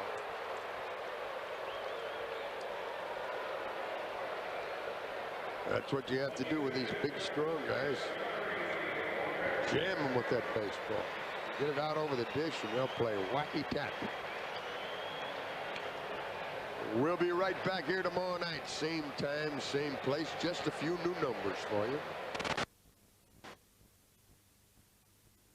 Here is the very dangerous first baseman, Larry Walker. When they had Alou in left, Grissom in center, Walker in right, they had what was most likely the best outfield all around in all of baseball. They could run, they could throw, they could hit. They had speed, power. They could do it all, those three. Not only could they do it, they did it. Very good point. And we were talking about earlier about you got to jam Walker. I think if we go back and look at the tapes, he's well off the plate now. He jams in there. He jammed in there, and that'll take care of Montreal. 3 up, 3 down as Zeile gets the foul out. And we've completed 5 here in Quebec. 4-3 Montreal. Golf benefit September the 12th at Norwood Hills. It benefits children of all ages with special learning needs. So call Smokey Joe and join the 12th annual Lutheran Golf Benefit out at Norwood Hills. Lankford starts but stops in time. Ball 1. 6th inning action. Hits are even 6 apiece. But Montreal has 4 of the 7 runs in this game. Right at Lansing. 1 down. Hit it on the button, but into the leather of Lansing.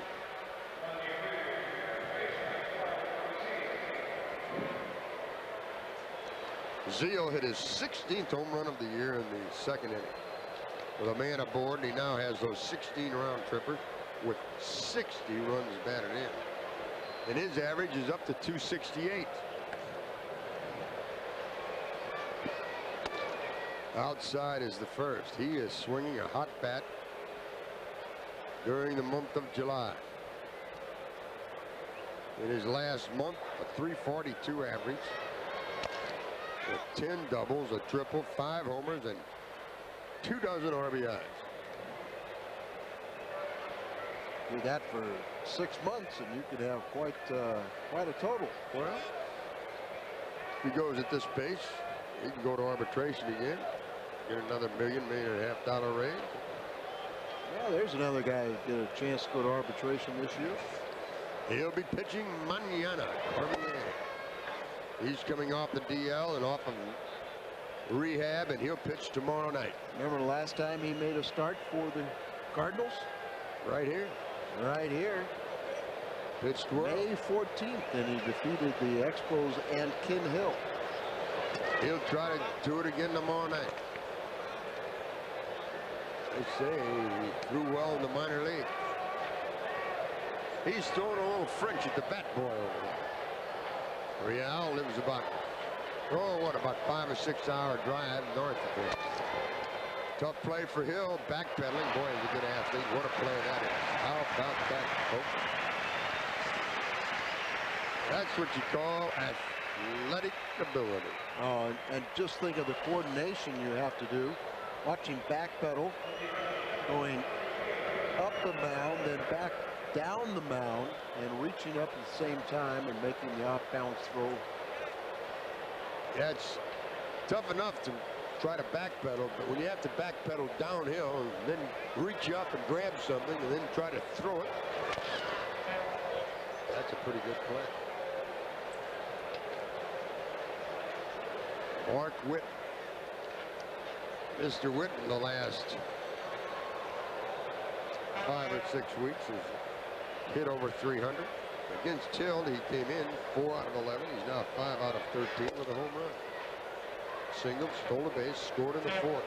We're now in the 6th, and the Expos still lead by 1 run. Whitten has designs on time. Good fastball on the inside.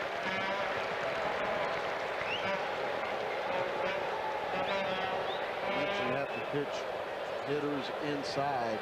I'm just shocked that more clubs don't pitch Mark Whiten in. Like that. Half swing, it's 1-2. Maybe you can pull the string on him away. Let's see what Mr. Webster has in mind now. He has him in the hole, 1-2. He's throwing 2 fastballs inside. There he goes with that change away. Split finger. Misses with it. And more importantly, Whiten laid on. What do you think? Come back inside now? Well, yeah. I didn't throw the fastball, but I always wanted it in. That's what he did. Ripped it to right. It has a chance, but no. Picks it off of the wall and right. He robs Whiten. This Montreal club is playing with determination. They're tough. As we go to the bottom of the 6th, the Expos lead the Cards 4-3. Right now, because space is very limited. The number is 1-800-888-4376.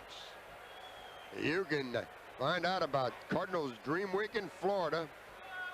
It happens next February when the snow is flying and you'll be in Florida. Wow. 4-3 Montreal on top, 6th inning action. Will Cordero has the big hit here. 2-run double in the 3rd. He's 2 for 2, singled in the 1st.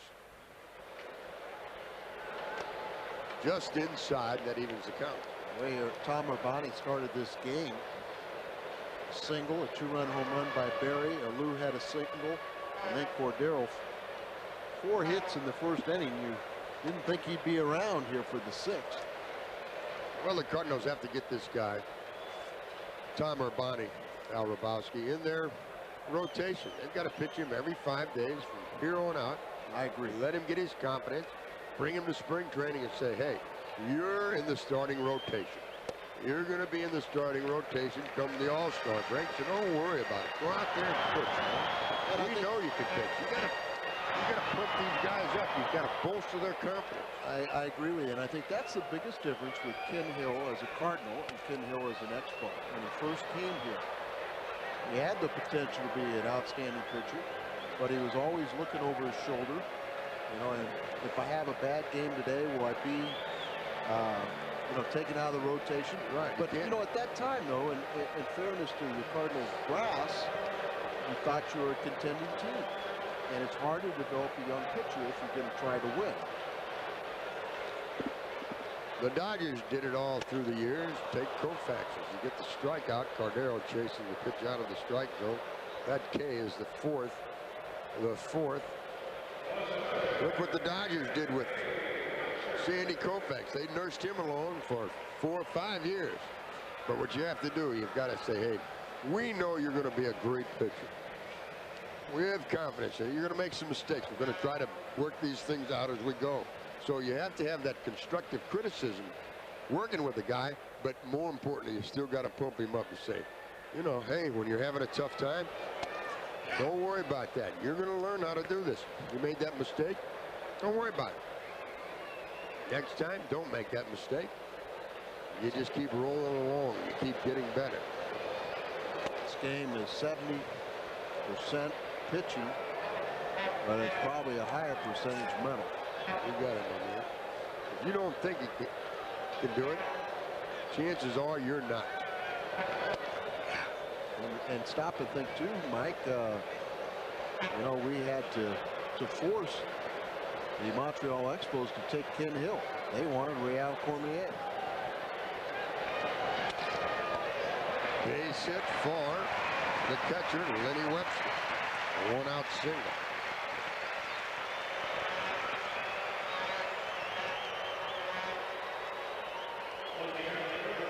That will bring in Cliff Floyd.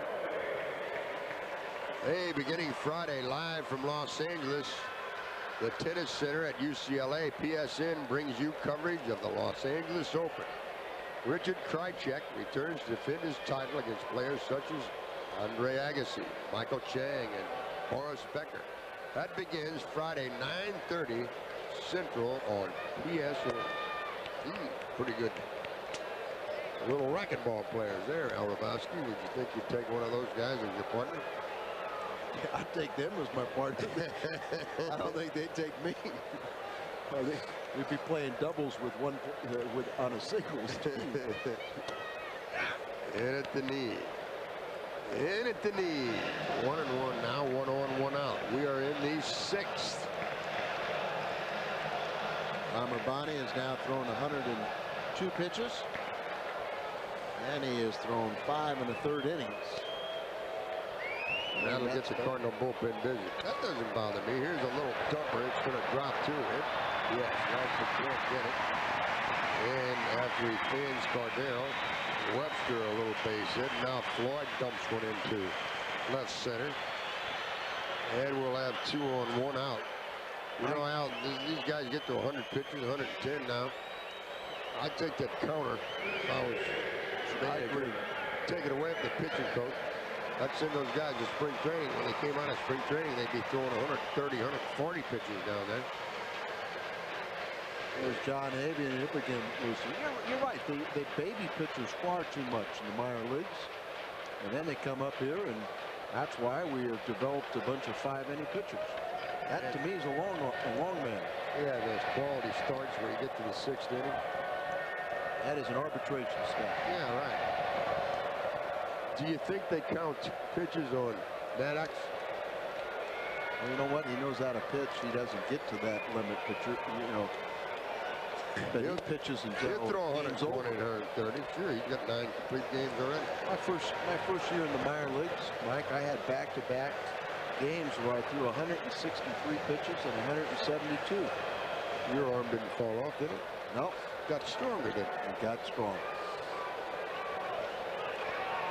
I have the same philosophy.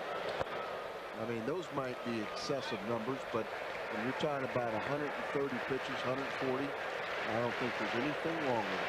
Especially if you're on a 5-man rotation. They used to throw more than that, and they were on 4-man rotation. Here is Lansing, first and second, the Montreal runners. 1-1 is the count. Webster and Floyd run the bases. Cardinals need a double play ball. Outside 9, it's 2-1. Both bullpens are active. How about this, Mike? You know, since we average 5 innings per start, aren't you? You know, we have trouble finding 5 starters. Let's just go with a 4-man rotation.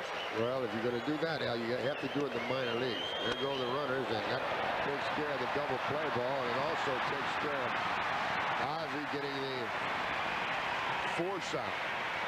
And the bases are loaded because they started the runner. Will they pinch hit for Kenny Hill?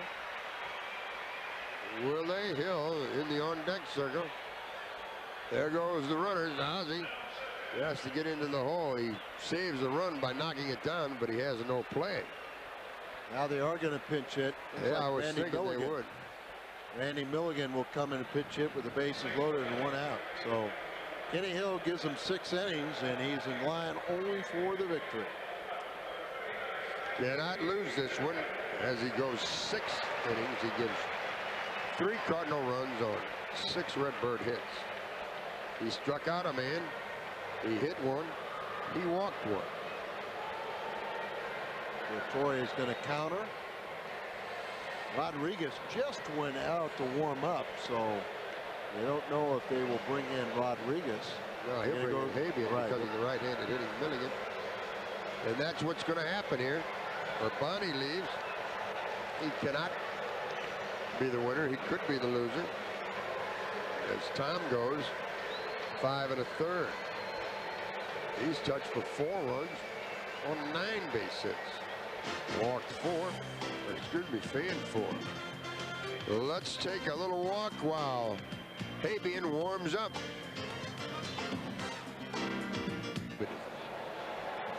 Here is Mr. Habyan, 1-0, 1 save. He inherits. The bases loaded, 1 out. And they'll counter, they'll call back Fletcher, and they'll send in the left-handed swinging Darren Fletcher.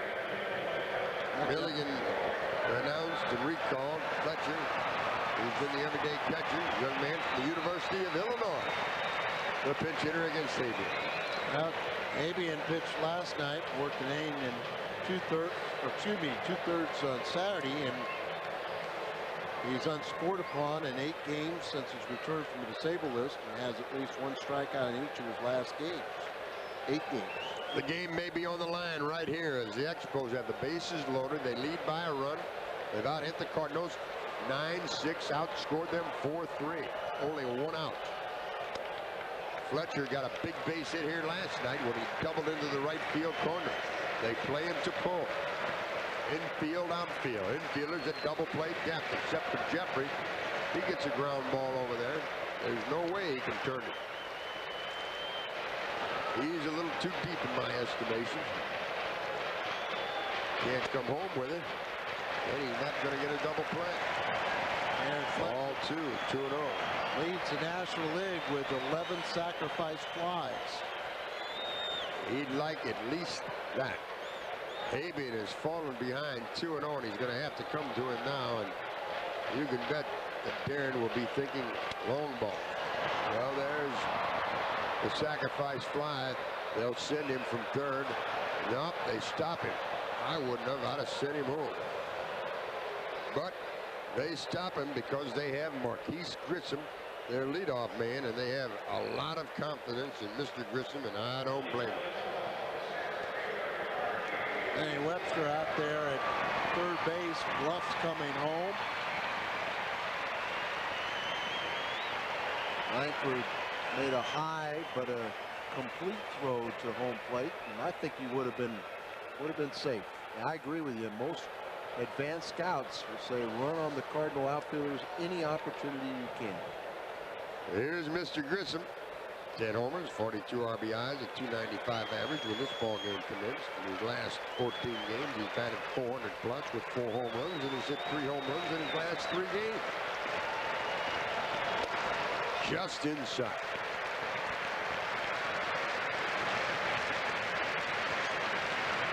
Lansing at first. Floyd down at second. Webster the man at third. Bases loaded, 2 outs here in the 6th inning. And ball 2 is low. He went 2-0 on Fletcher, the pinch hitter, but he got him to fly to center. He's 2-0 on Marquise Grissom.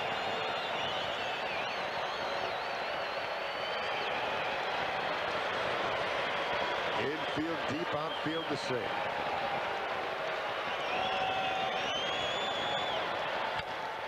Tough play for Zeile, but he makes it easily, and the inning's over. So Montreal doesn't take the chance of sending the runner, and it cost them as they strand 3. They've left 6. We've played 6, and Montreal leads 4-3. We move into the 7th inning here in Montreal. Great relief work from John Habyan. And it's a 4-3 Montreal lead. New pitcher is Tim Scott. He takes over for Kenny Hill, and the bullpen will try to save Ken Hill's 15th win of the year. Tim Scott, another example of the great work by Joe Kerrigan here in Montreal. You look at the pitchers they've picked up. Tim Scott, Jeff Shaw, last night Butch Henry, Heredia, who's pitching tomorrow night. He's turned around Facero and Hill. Joe Kerrigan does not get a lot of credit, but he must be doing a fantastic job. Yeah, I think one of the things that Mike touched on, Joe, is that they really build the confidence of a lot of these guys. Say, hey, you've got a good arm. I'm going to give you the opportunity to go out there. And if you don't do the job tonight, don't worry about it. Felipe's going to put you back in there. There's Joe Kerrigan. I played against him. He was sort of a journeyman pitcher, got a little bit of playing time with these Expos. But you're right, he's done a good job in molding his staff, and they are number 2 in the National League to the Atlanta Braves. Tom Urbani, the Cardinals starter, goes 5 1/3, allows 4 runs on 9 hits. He was helped out by great relief help from John Habyan. Pena leading off.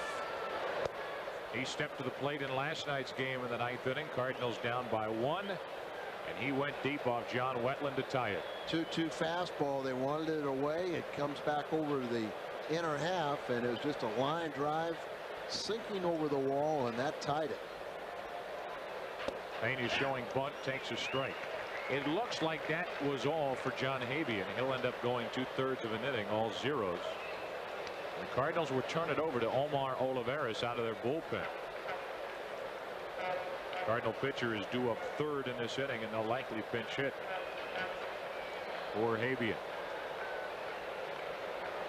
1-1 pitch to Pena.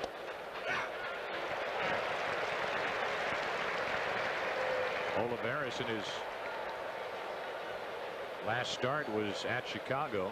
The daylight game on Sunday could not get out of the first. Well, I guess that's the good news is you got a relief pitcher to go along tonight. 1-2 on Pena. There is some good news. Alan Watson came out of the game, I think Saturday, a little stiffness in his shoulder, and he's reporting no problems and is scheduled to start on Friday in Pittsburgh.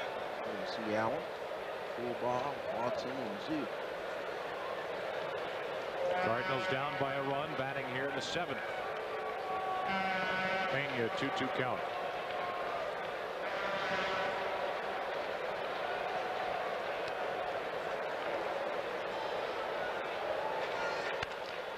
To the right side, Walker backs up and flips for the out. Pena now 1 for 2. Larry Walker certainly has not shown us any problems of moving to first base. He backs up on this ball, and there you see a strong underhanded toss. No tricks to the pitcher coming down the line.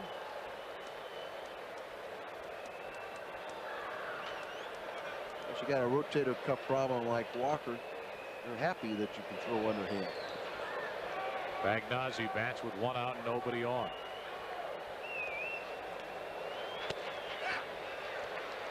And a wide strike.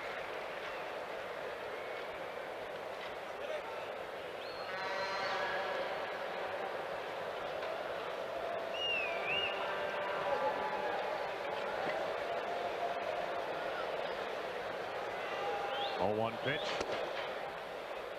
Ball and a strike. On deck is Alicea. Looks like he'll pinch hit for Habyan.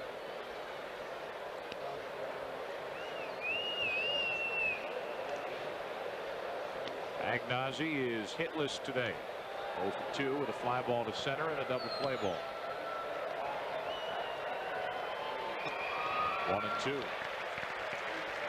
37,553.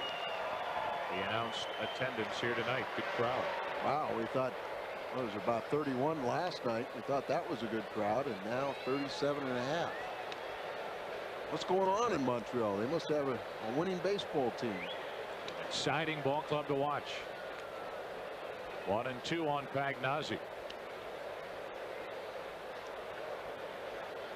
Right on that pitch.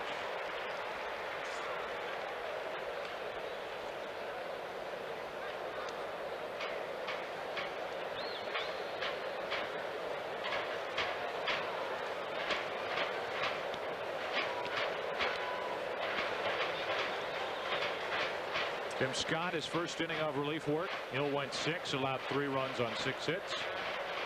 Now it's Scott. 1-2 pitch.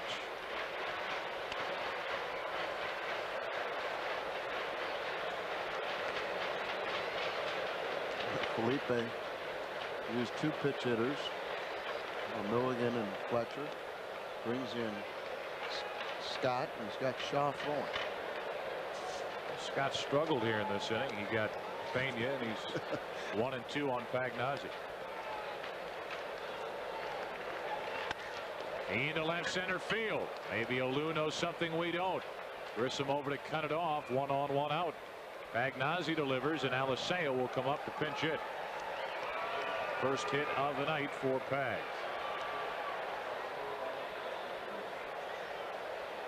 Ags picks up the Cardinals' 7th hit, and you could see this hanger right up there, and Bags didn't give anything. So Alicea now will pinch hit. Unsuccessful in a pinch hit try last night. Struck out against Rojas. Runners on at 2nd and 3rd and 1 out. The Cardinals were trying to tie or take the lead in last night's game. In the 7th, and Louis struck out. Now the tying runs at first with only one out here in the 7th. And a strike to Alicea. Hitting .251 with 5 home runs and 22 RBI. Louis is developing into a fine pinch hitter. I think he's a little happier to see Tim Scott than Mel Rojas. Into left field should be the second out. Cliff Floyd. 2 down. Pagnozzi still at first. 2 out for Bernard Gilkey.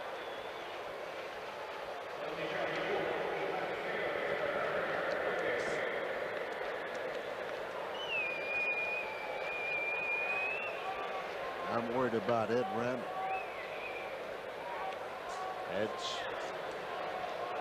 Ed's got his talk show coming up after tonight's game. Mayor Rudy. Runner at first, 2 out. And Gilkey. That's foul.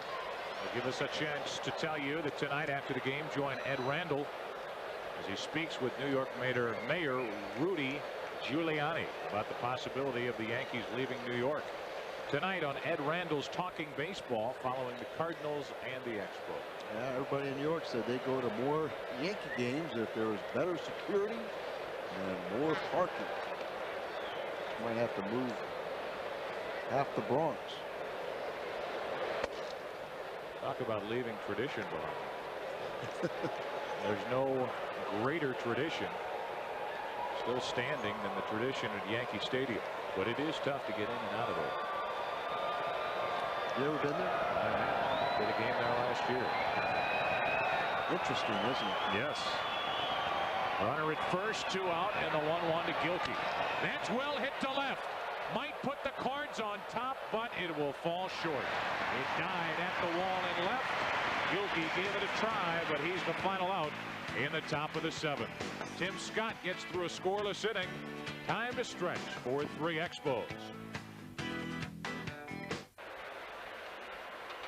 Bottom of the 7th inning, 4-3. The Expos out in front, and Omar Olivares sneaks in out of the bullpen. He'll take over for John Habyan, who did fine work. The last time we saw Omar out of the bullpen, he picked up a save against Colorado. Here he'll try to keep it a 1-run game. Let's hope he does that. Omar, his numbers. This is his 2nd relief appearance of the year. And Joe, I mean, these are very important outings for a lot of the Cardinal players. Omar, I imagine tomorrow, Real Cormier. We have to decide where are they going to be part of our future. Strike 1 from Omar to Sean Berry, who is homered, flied out and grounded out on a fantastic play by Ozzie Smith back in the 5th.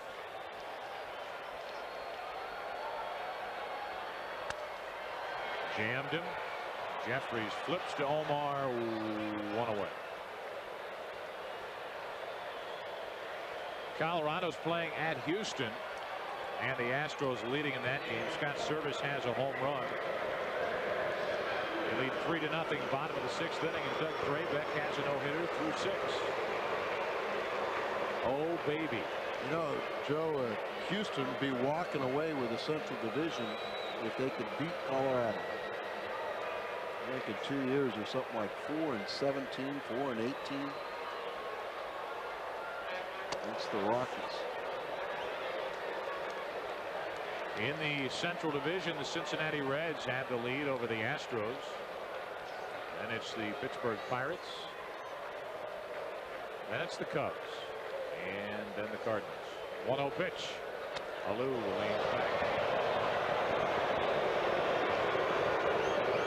The guy takes the morning paper out there to the wall and puts those banners in order.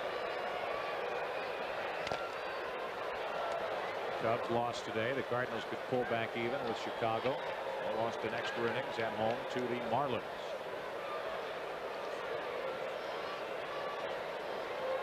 Alou, a couple of hits. He told you a 3-hit night. told me a 3-hit night, including a walk. He's got 2 for 3 and no walk in. Well, 3 and 1. He's had 6 consecutive multi-hit games. And Atlanta and New York are still tied. Atlanta batting in the 8th inning.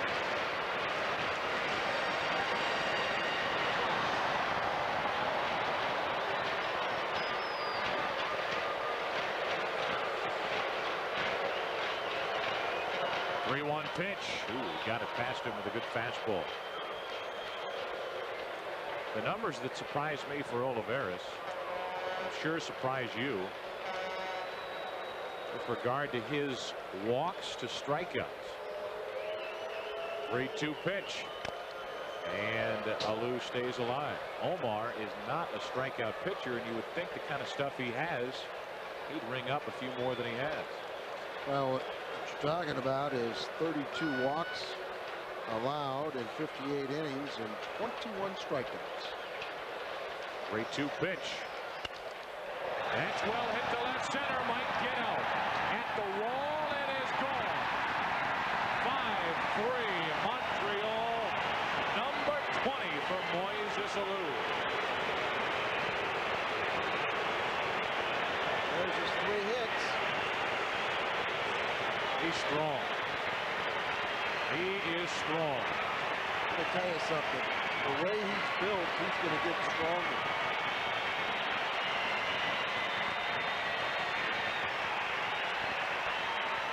Right out of the way, and gets the bat head out in front of the plate and just rides it, pops the wrist, arms extended, so he has the leverage to hit it over the wall. A 20 home run season for Moises Alou. And now Larry Walker looks at ball 1. Alou hit 18 a year ago. 20, his single season high at any point in his professional career. And he's just getting better and better. 2-0 now on Walker, and Omar Olivares is not doing it again. 3-0 on Walker. Well, Joe, I think that's where I was trying to make the point about the Omars and the Olivareses and the Knicks, however long this season goes. I think you have to seriously say that the fate or their length of service with the Cardinals is in jeopardy, depending on how well they pitch. 3-1 pitch. Full count. I think you're going to find an awful lot of guys that are eligible for arbitration will not be tendered contracts because of the, no, they just would command a salary that would be far superior than to their value to the club. 3-2 on Walker. Well, they're getting some full swings in there. Count stays full. Walker has hit 16 home runs.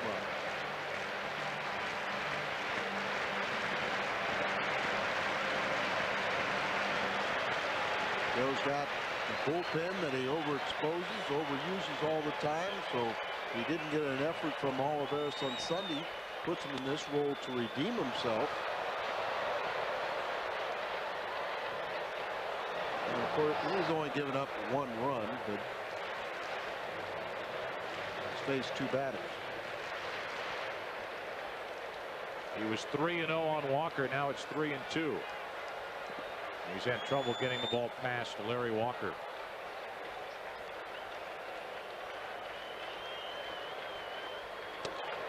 One out walk. A home run and a walk. The walks became embarrassing in his last outing at home against Chicago. And he issues the 1-out walk here in the 7th.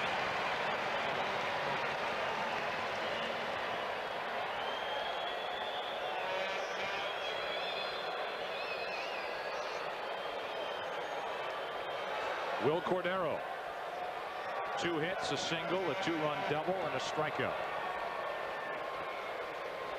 5-3 Montreal here in the 7th. Larry Walker has stolen 15 bases.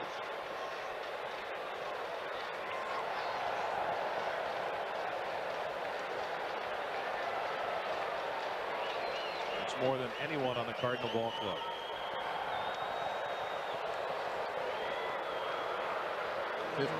out of 19 attempts.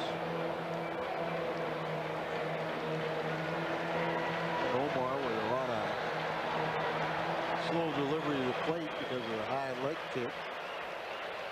They might be looking for another insurance run. Strike 1 to Cordero. Not so much as it's a high leg kick, but he wraps it around. Cordero, another fine night for this offensive player. 2 for 3. 2 RBIs. Little jam shot to center. That's a hit. Walker will not head to third. Lankford throws behind the runner. Pena knocks it down. Pena somehow on that return throw, it hit him in the bare hand. I don't know if he reached in, hit him on the thumb there. Let's watch. Walker very aggressively thought about going to third, throw behind him. And he short hops Pena. There you see him. Went off his thumb.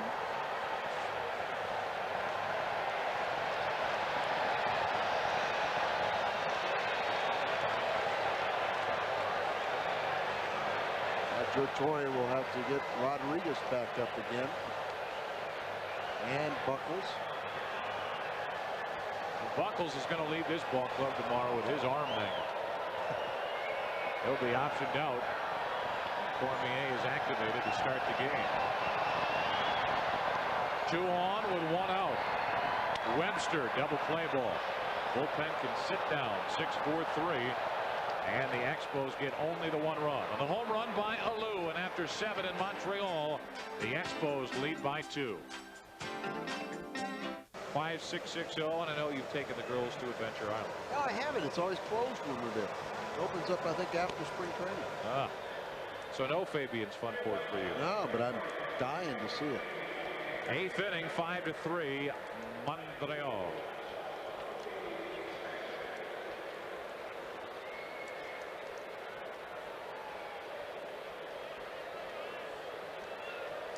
Al.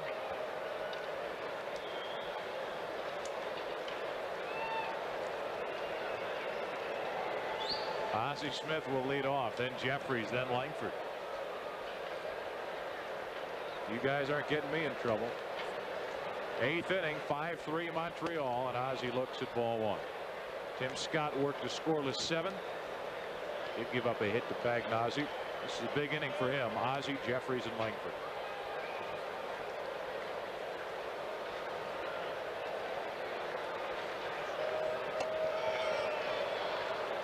2-0. Cardinals only trail by 2, so got a good man in Ozzie to ignite this offense here in the 8th. He might take a strike. 2 balls and nothing to count. Yep, he's taken 2-1. Expos will warm up Jeff Shaw again. At least 3rd time, isn't it? You know, they talked about in the paper today how tired and exhausted Rojas is.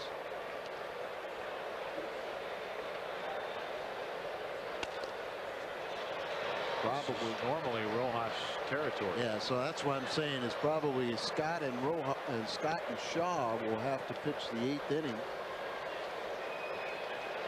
And you see Jeff Shaw. 2-2 on Ozzie. It was 2-0. 1 out of 3 tonight.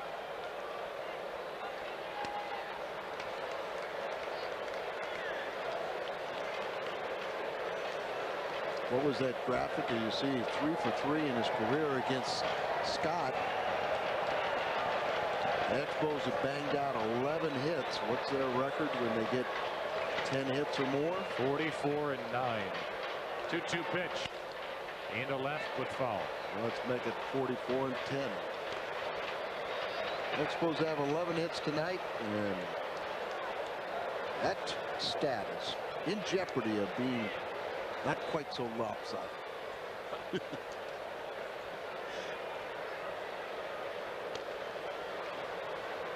2-2. Scott looking for the first out here in the 8th. Yeah, Joe, the Cardinals are 10 games under 500. Exactly 500 on the road and 10 games under 500 at home. These Expos are winning baseball at a rapid pace. 2-2 pitch. Ooh, that almost caught Ozzie on the hand. Full count. Every once in a while you'll look down and you'll see a new batting stance or a new batting approach from Ozzie Smith, and he's really crouched down now and really choked up. 3-2 pitch from Tim Scott, and the leadoff walk. A nice way to start it.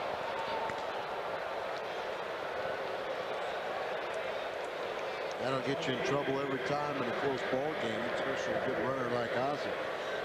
Well, Graybeck through 7 innings still has his no-hitter, and the Astros lead 3-0. They're batting in the bottom of the 7th. He's walked 2 and struck out 5, so it's not a perfect game. Tying run at the plate, it's Jefferies.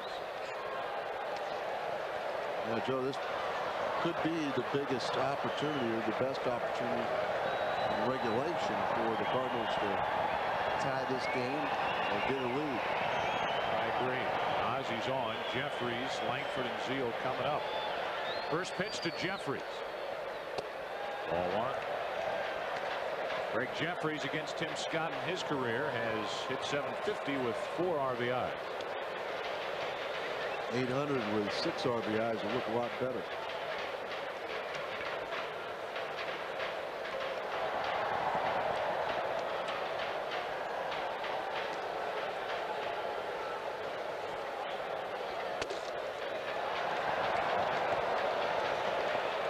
Well, it's 2-0 on Jefferies, and Webster's going to go out and have a little chat with Tim Scott, and it probably sounds a little something like this. Throw strikes or you're out of here. In 1970, the Expos had a goal of 70 wins in 1970. They had 69 wins.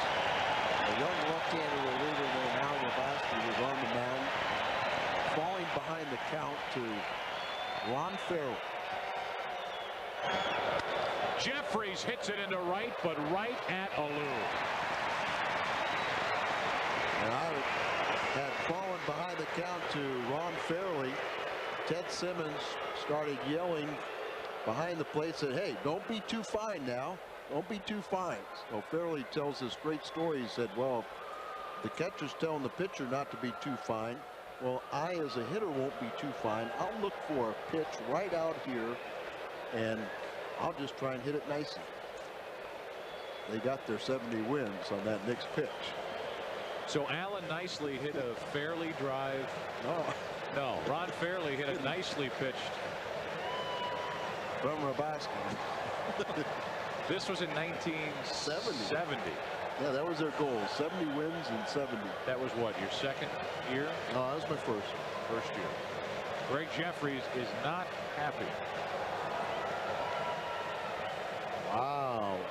How about this news when a 2-run home run by Rico Baronia with 1 out in the 8th inning off of Bedrosian scores Jeff Kent. Atlanta is trailing the Mets 4-1. That's in the 8th inning. It could be a 4.5 game lead if these 2 games stay the way they are. Montreal Expos are leading by 2 here in the 8th, and the Braves are trailing by 3 in the 8th in New York. The only RBI tonight, by the way, for the Braves, a sacrifice fly by Ken Merker. Richard Griffin there very colorful PR director up here in Montreal has devised an optical illusion number, and that is with the imminent strike at date of August the 12th. Any combination of Expo wins and Atlanta losses, it stands at 7 now. The optical illusion would be 5 if it stayed this way. And it's optical illusion because it's subject to change. That might drop in center. Out goes Cordero. He's there. 2 out. And Lankford's hitless tonight. His average under the 270 mark. It's going to be up to Zeile, who's already hit a 2-run homer in this game. He represents the tying run with Ozzie on at first and 2 out. Well, maybe we need to see somebody that has a bad average against Scott, and he'll beat the odds. That's what I wanted. That's what I wanted. Todd's going to get us a big blow right here because he's only 1 for 6 against Scott. Scott Jefferies was 3 for 4. Ozzie walked. He was 3 for 3. Lankford was 1 for 1, so it proves my point. Amazing. If he does the job for us.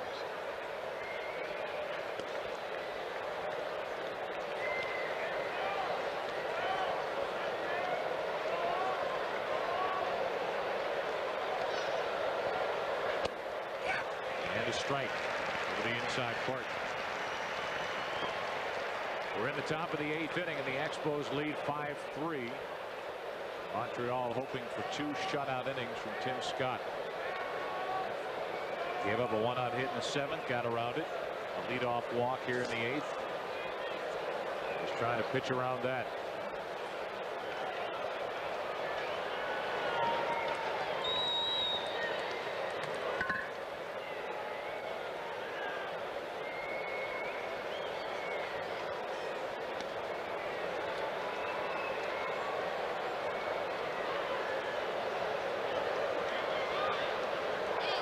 Runner is going.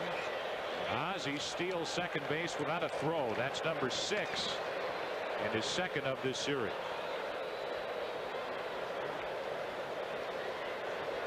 Tim Scott forgot about Ozzie, and Ozzie had a running lead and stole second uncontested.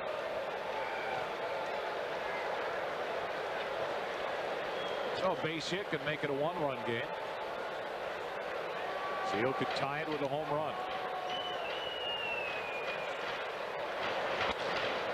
Into center, pretty well hit, but Grissom is there, and the inning is over. Cardinals get a leadoff walk. Ozzie stole second. He's left on, and the Cardinals have left 5. Bottom of the 8th inning, Expos by 2. 3 Montreal in the bottom of the 8th inning. A 2-run game was made of it on this swing of the bat by Moises Alou. His 20th home run of the season. It just did get over the wall, and Olivares gave up that extra run. It's a 2-run game. 3 home runs in this one, and the Expos lead by 2. Bottom of the 8th inning, and Cliff Floyd will lead off. Then Lansing, then a pinch hitter. Floyd in this game is 1 out of 3.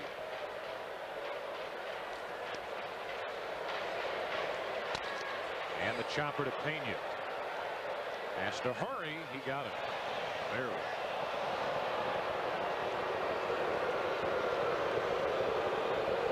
Had a high hopper for Pena, so it's a good thing he had all the height. He could reach up and muster. He didn't waste any time. And a pretty close play right there, but they do clip the rookie. 1 out, and the batter will be Mike Lansing. Also 1 out of 3. Had a hit his last time up in the 6th. Going up there, hacking at the first pitch. Lou Frazier is in the on-deck circle, so he'll hit for Scott. Then the Cardinals will face Wetteland in the 9th.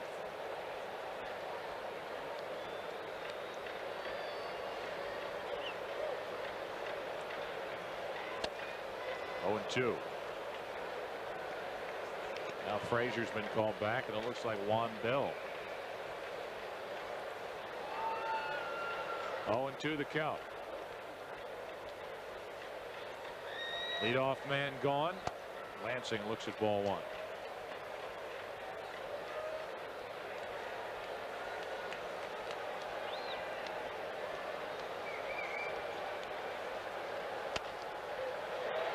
Pena, 2 out. 2 down, and the batter will indeed be Juan Bell.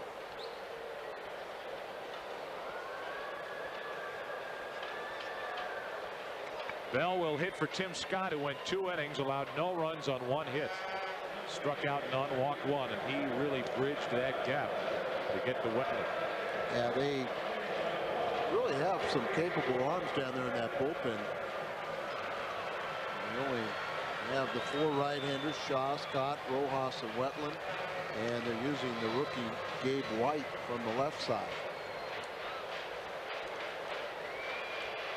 Juan Bell did appear in last night's game, not as a starter, but off the bench.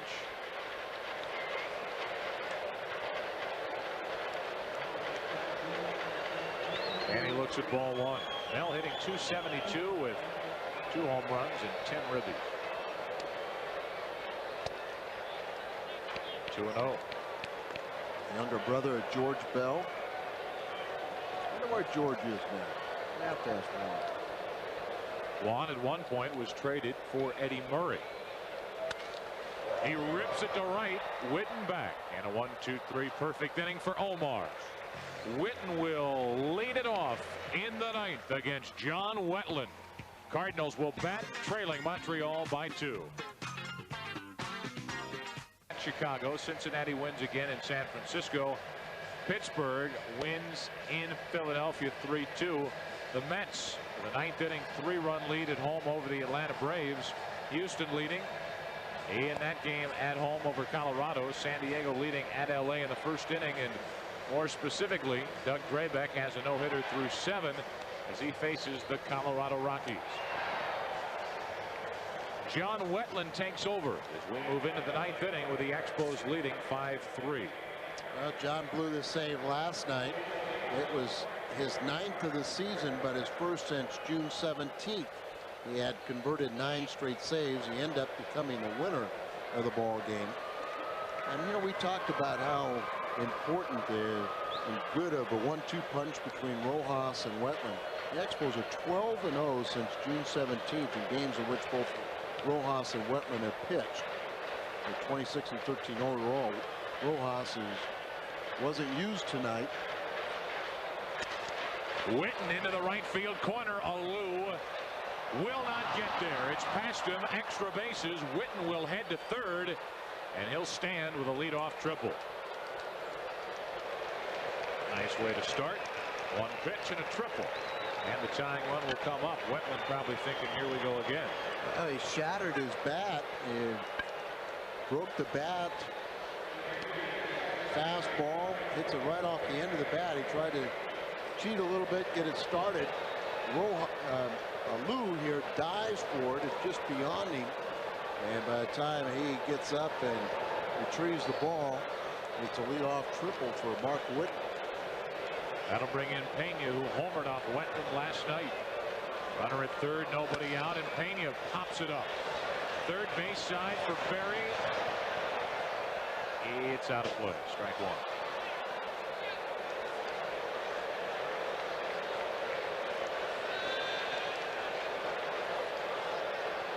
Pena 1 for 2 tonight.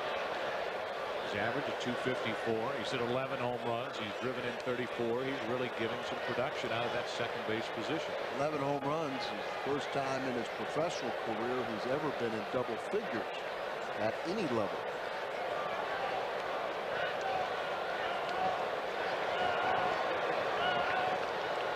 He could make it a 1-run game. He could tie it with the long ball. 1-1. Wetteland does not appear to have overpowering stuff here tonight. Well, at least at the outstart of this inning. Hadn't had his curveball yet. And here's, see where the location on this fastball in is. Oh, hit him.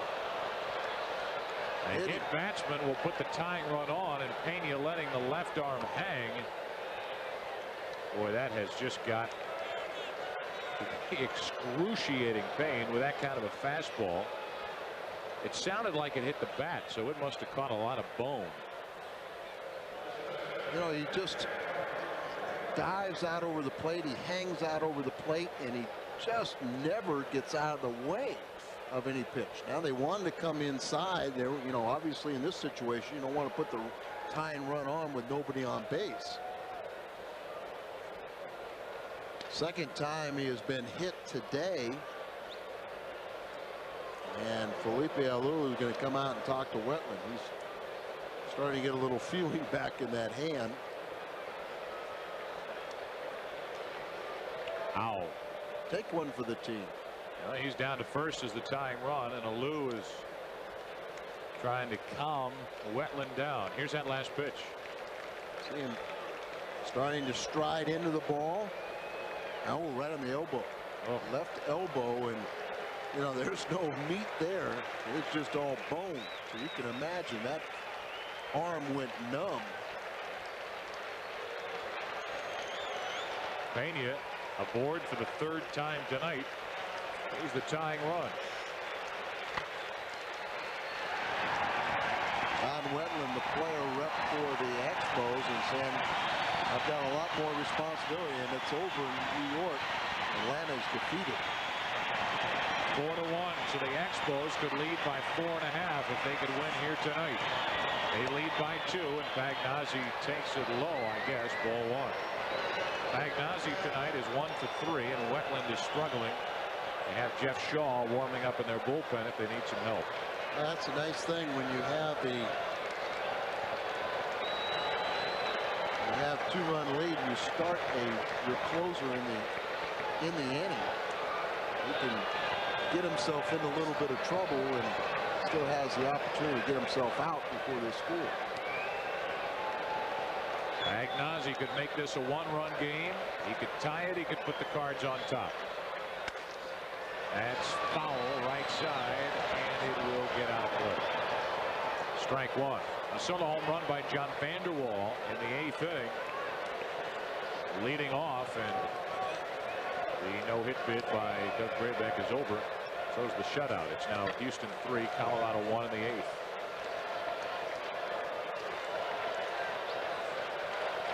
Houston trying to keep pace with the Reds. They won today, and the Reds lead by 3.5 games. Houston with a win would keep it that way. 1-1 on Pagnozzi. First and third, nobody out. Pena running. Webster does not make a throw, and Pena is safe at second. Did you see how he ran down to second like his arm was broken? You're right. I mean, look, he's even calling timeout, and he slid awkwardly into the bag, but not too sure. Watch him run down here. Look at his left arm. Look at. I wonder if he snapped it when he started to go with the arm motion. He's holding it to the side. He can't continue. He's going to have to come out of this game. That's a big stolen base to get the tying run into scoring position, but you could see his face just change expression after his first couple of steps. You know how as a base runner you go out and you run with your arms, pumping your arms. He went to pump with the first stride, and then the arm fell down to the side, went limp. Take a look at it again. Watch that left arm. See right there, he grabs it immediately and just holding it right there and almost afraid to slide. So now Gerald Young will go and pinch run for Pena. It's going to be all for Pena. And those are heavy bones, you know, on the forearm and elbow, but he's got the numbness once again. Base hit could tie this game. The count 2-1 on Pagnozzi. Perry will be next. John Wetteland has blown 9 save opportunities this year. Cardinals will try to make it 10. Wetteland was the winner in last night's game and has a record of 3-6.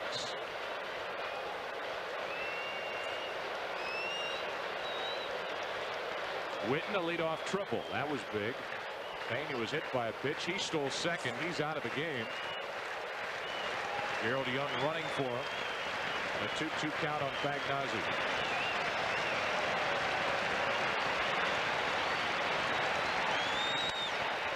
Caught by Lansing. That's a big out. One away. Good base running by Whiten and also Gerald Young, not to be seeing that with their hearts and not say, okay, I've got to score, particularly Gerald Young. See him hold right there, and if he breaks, you got a double play. Well, with first base open, the Expos could now elect to walk Perry and pitch to the right-handed batter Gilkey. But they will pitch to Perry. There's 3 pinch hits away from the all-time Cardinal pinch hit record. Hitting .278 overall. Second and third, 1 out. A little surprised they're pitching to Perry. Strike one. Well, I think what Felipe is saying, that I believe my closer can throw the ball by Gerald Perry.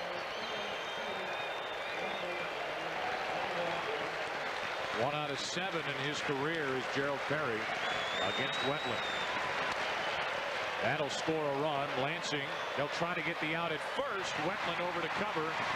2 out. And the tying run is 90 feet away after Whiten makes it a 5-4 game. So the put out 4-1, the RBI for Perry. This is always a play you practice in spring training. You got a runner that's going to be at third. You've got to come around, step on the first base bag, and then have the presence of mind to check that runner. Don't allow him to come around to score. Well, the Cardinals still not able to get that big hit, and they turn to Bernard Gilkey. Looked like there was an off-speed pitch that Wetteland kind of hung up there for Gerald.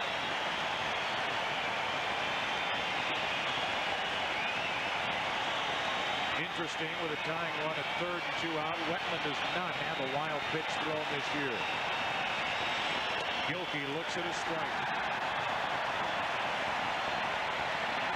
That looks like he started him off with a slider. He's got that very good fastball and a very good overhand curveball, but he hasn't had good command of it.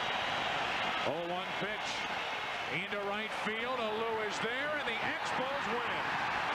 5-4 is the final, and the Expos have won 13 of their last 14, and now they're on a pace to win 110 games. That's quite an accomplishment, and right now they have the best record in baseball.